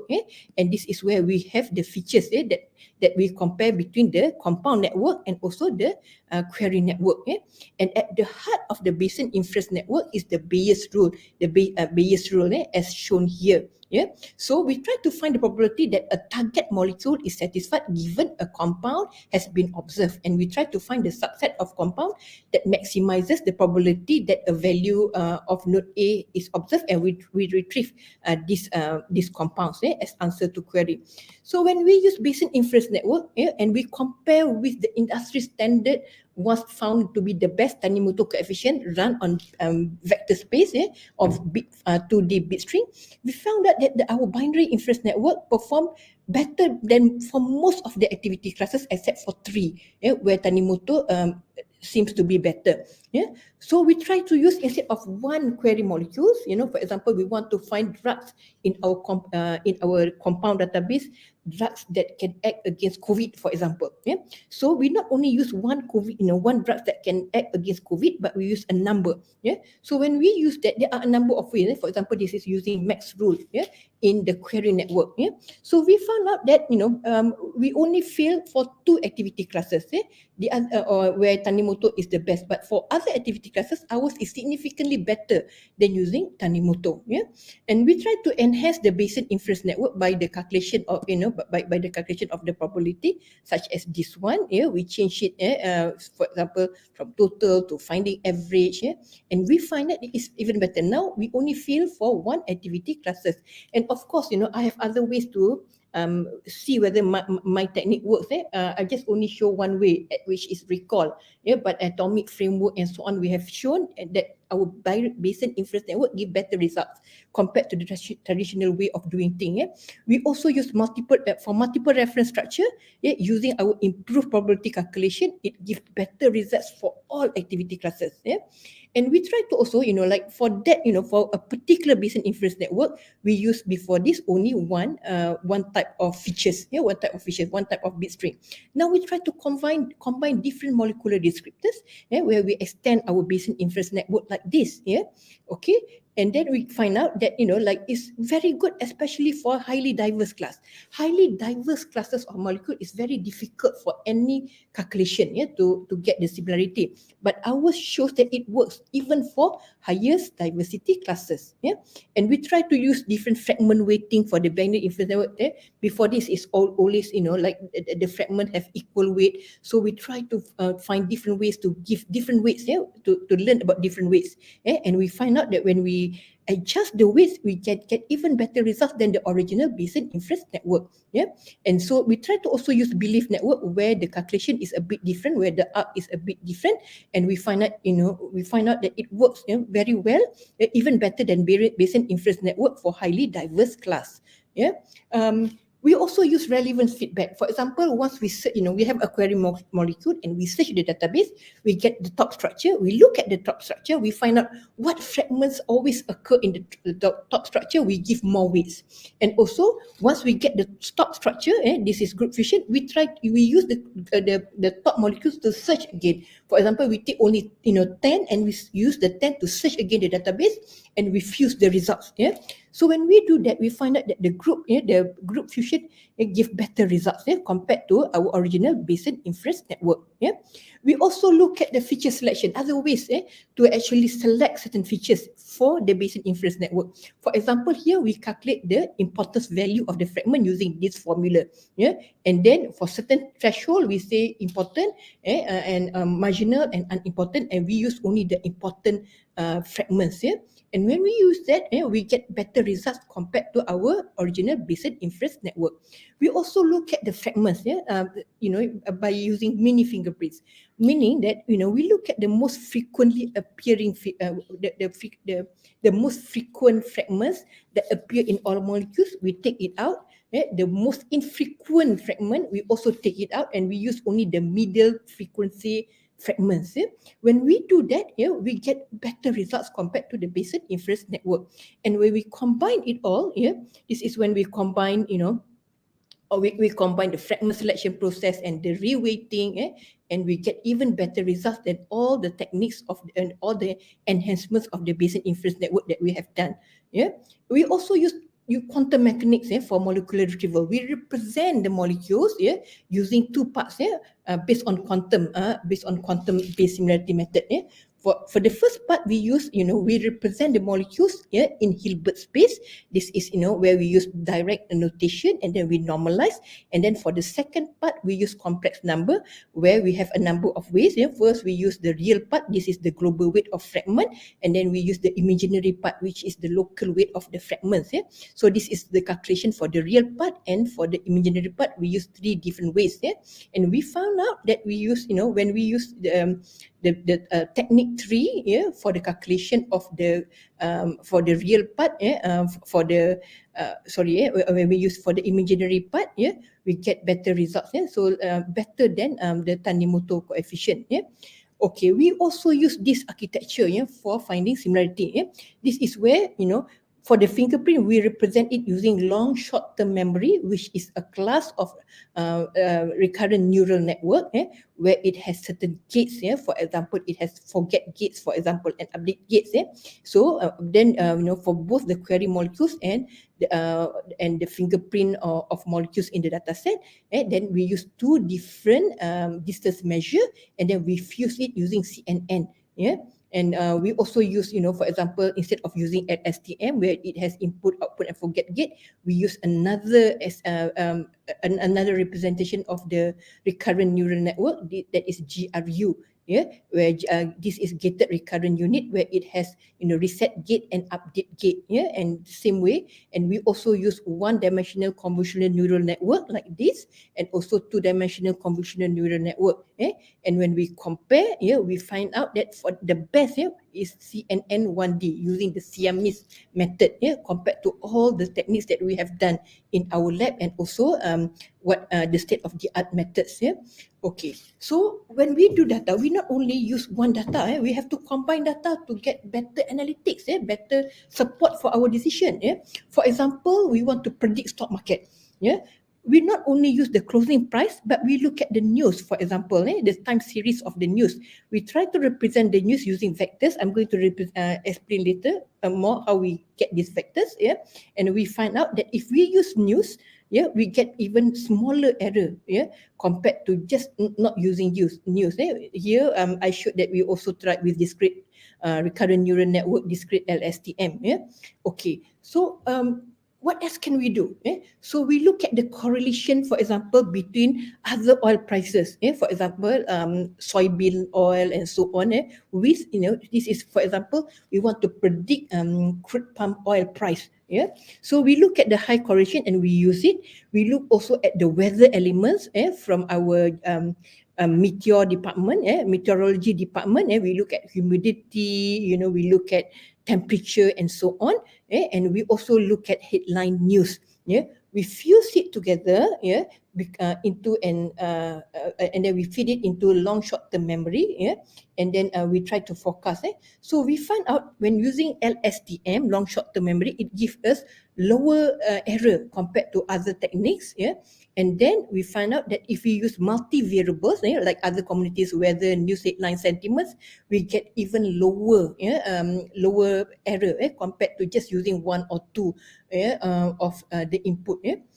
So the next phase, the next challenge that we have is, like we have a lot of data. How do we summarize the data? For example, in compound, in drug design, we can actually combine the drugs. We can actually do what we call combinatorial chemistry inside the computer. For example, I combine these two fragments where I have this R group, and then it can become different molecules. So imagine if I have 1,000 1,000 fragments that fit the bill or the specification of this R1, 1,000 that fit this R2. Easily I can get 1 million. Imagine if I have many R groups and many fragments that fit the specification of this R group. Easily I can get billions of compounds. So when I want to test in the lab, these chemists or these pharmaceutical scientists want to test in the lab, how do they test? They have to select the most diverse. So what we do is, what scientists have done, one of the ways is to cluster the compounds. So the Watts clustering algorithm have to have been proven to be the best. So in our labs, we tried different clustering algorithms. For example, fuzzy hierarchical clustering, which gives us better result than the Watts. And we try to do consensus clustering, using different representation of chemical data set, different clustering distance measure, different individual clustering technique, and different parameterization for k-means. And we use different types of consensus functions. And we found, one of the consensus functions, and hence cumulative voting based consensus algorithm give better results than all the other consensus that we use, even better than the industry standard Watts. When I say industry standard, because people have done experiment and it has been shown to be the best.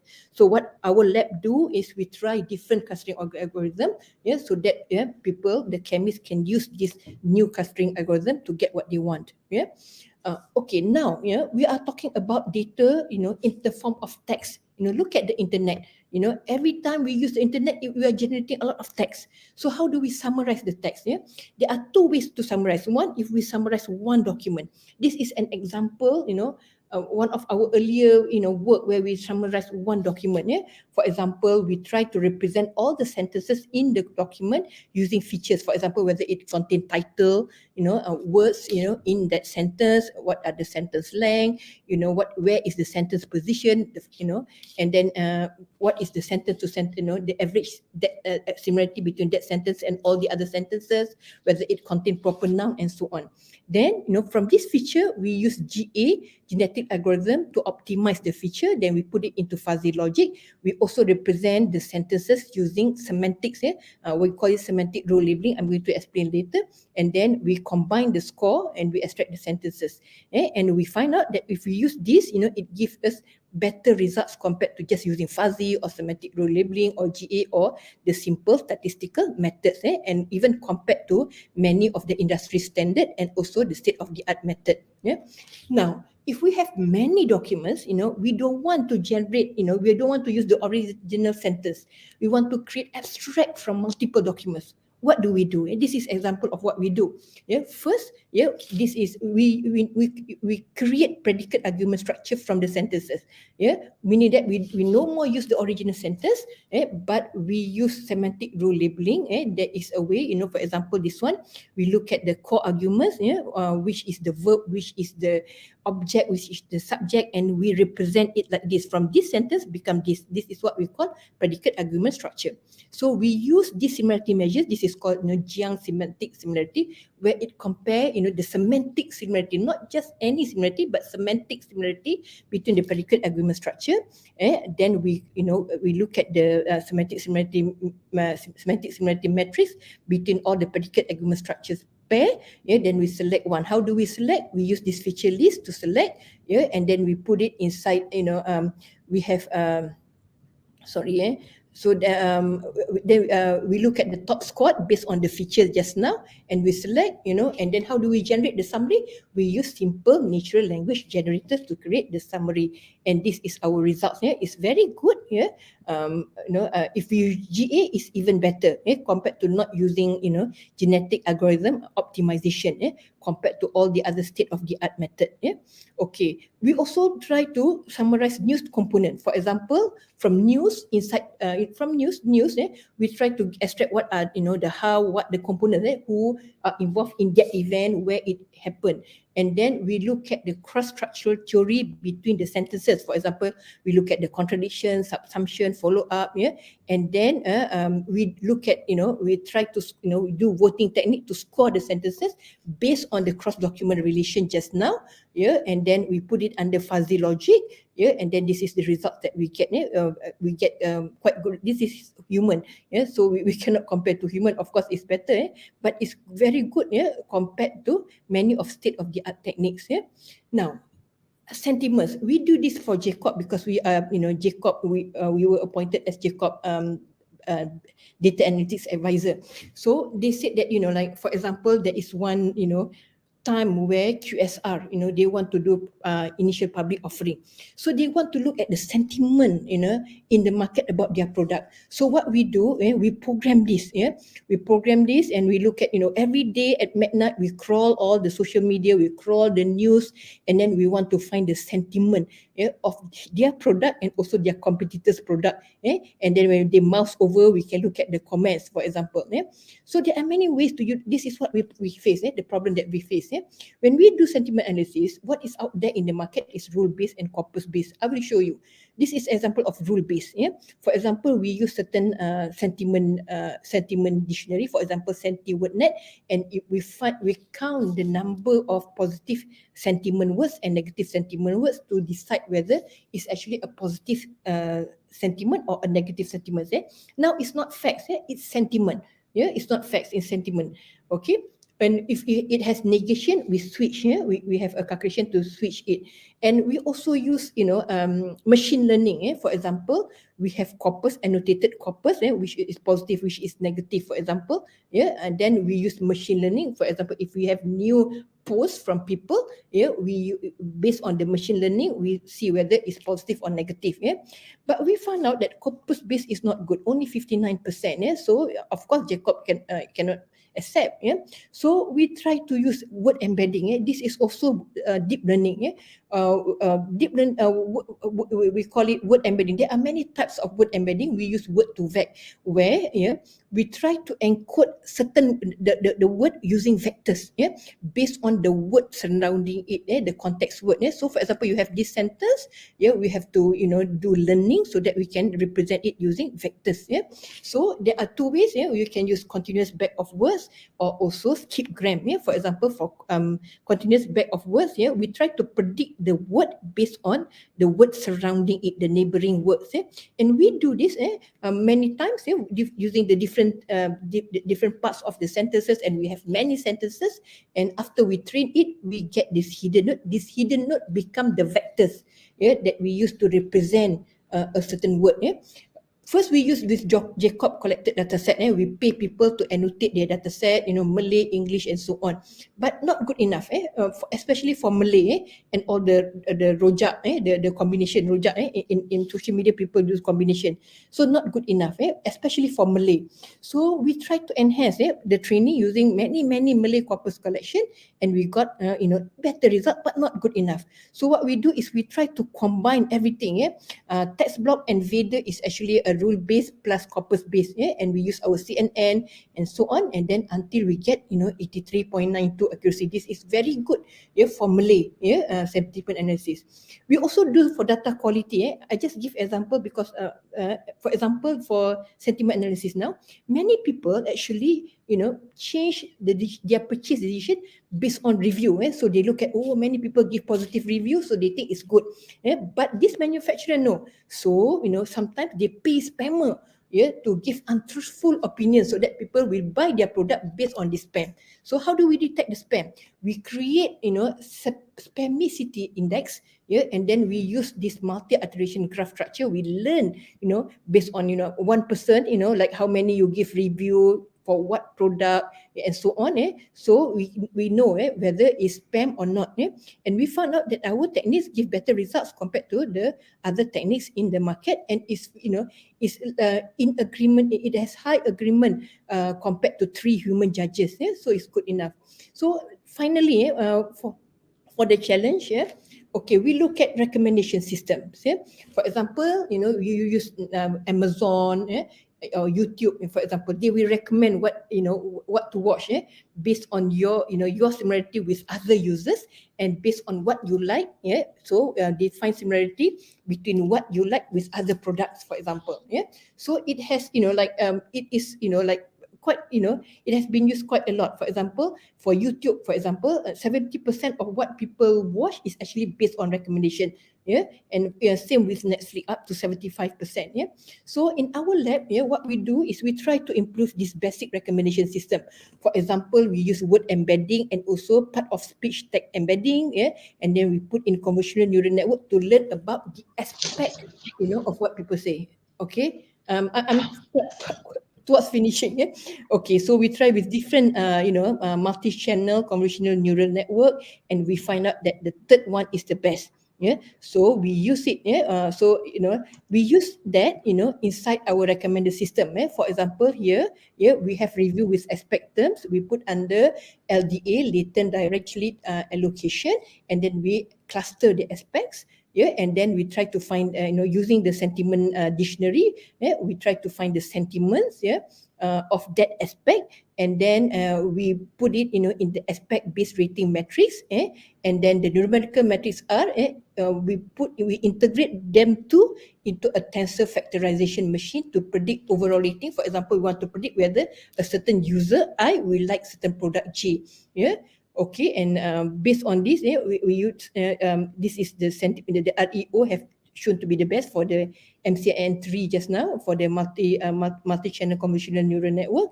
And when we put it inside our recommended system, it gives us less error compared to all the other state-of-the-art techniques. We also look at concept drift in recommendation system. For example, sometimes the concept changes based on time. So we try to extract the changes by using different concept drift detection method. For example, here is in the case of the classifier. Maybe you train using old data, but now, when new data comes, actually the classifier won't work. So we look at, how we can track the changes in terms of the classifier. And then if it has past a certain threshold, we assemble the classifier so that we can get better results. And we also use concept drift for detecting changes in items and also changes in user and preference of users. We also use, for COVID-19 prediction, for example, we scrap data from different websites. This is, during early times of COVID-19 in Malaysia. And we have a dashboard. We use different prediction algorithm. For example, SIR, curve fitting model, system dynamics, and we found out that if you this is example of how we use long short-term memory. But at that time, if we look at deep learning, it's not very good because we have little data. Only China have done, have had a downward curve, because that graph we only have for 2 months. So we start in April, we have to publish result by May. So after May, based on the prediction, we look at how accurate we have predicted. So actually the best is curve fitting at that time. But deep learning only like 66%. So finally, I'm towards the end. When an organization want to do big data analytics, sometimes they don't know where to start, how to do it, and so on. So we propose a framework, a process framework that can be used by an organization to adopt and implement big data. Yeah. So we study if an organization wants to adopt big data, they have to understand the stakeholders, either internal stakeholders or external stakeholders, and then what value they should give to the stakeholder, what decision they have to make, and then what data they have to collect. And we have this data science workbench, from searching to pre-processing to representing the data, reducing the dimension, and then do the decision modeling, and then do the analytics until they can get the insights representation. So this is our Adiba framework. It consists 13 stages. From you have to prepare the I see in the first keynote speaker, she said about the culture. So we have to prepare for the analytic culture. Otherwise, people will just make decision based on intuition. And then you have to understand the business. For example, this is we have, for each stage we have tasks, subtasks, and then we have instrument and guideline to do it. For example, this is SWOT analysis, for example. So what are the decision points? Okay, and then we also have, for example, data management. You cannot just use data analytics without managing your data. So we have data governance engagement framework. We have a data governance organization. We have also security model for sharing, privacy protecting, and ethics and compliance governance. For each one, we have the guideline and instrument. We also have how to do project planning, for example. For example, in terms of identifying the candidate project, and also the rating, and how do you estimate the cost and effort. All this we have guideline, and then like in terms of project rating, and so on. Okay, I'm not going to show all because we have different parts. So because time is running out. So in conclusion, now actually when I first rehearsal to produce the recording, actually it's like almost 1 hour. So I have cut short many of my slides. But now big data analytics can leverage on opportunities offered by the now available tremendous computing power. Now we have faster machine, we have better network, we have larger space with very low cost. So we have to leverage on that. And then before we understand how to really do data analytics to support organization, we have to understand the challenges. For example, understanding what data to use, how to best represent the data and compare the data, and how best to analyze the data, as I've showed in my example. And now we have deep learning. Deep learning flourish on huge data. So now there are many data-centered self-learning algorithms that are very fast.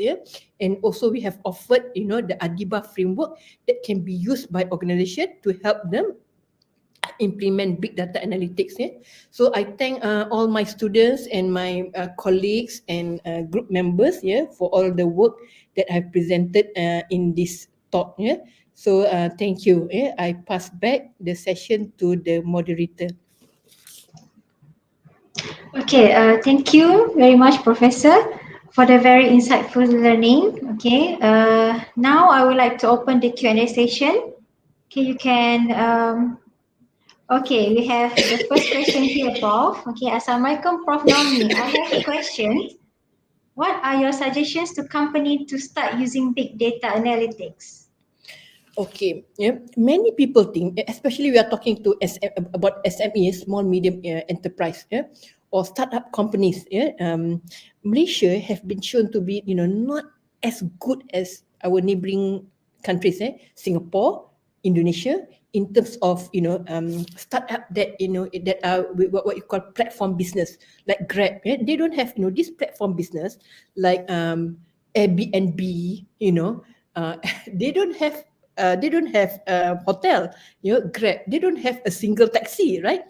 So but why can't we use it? Because many organizations think that if we want to do big data analytics, we have to invest in a huge infrastructure.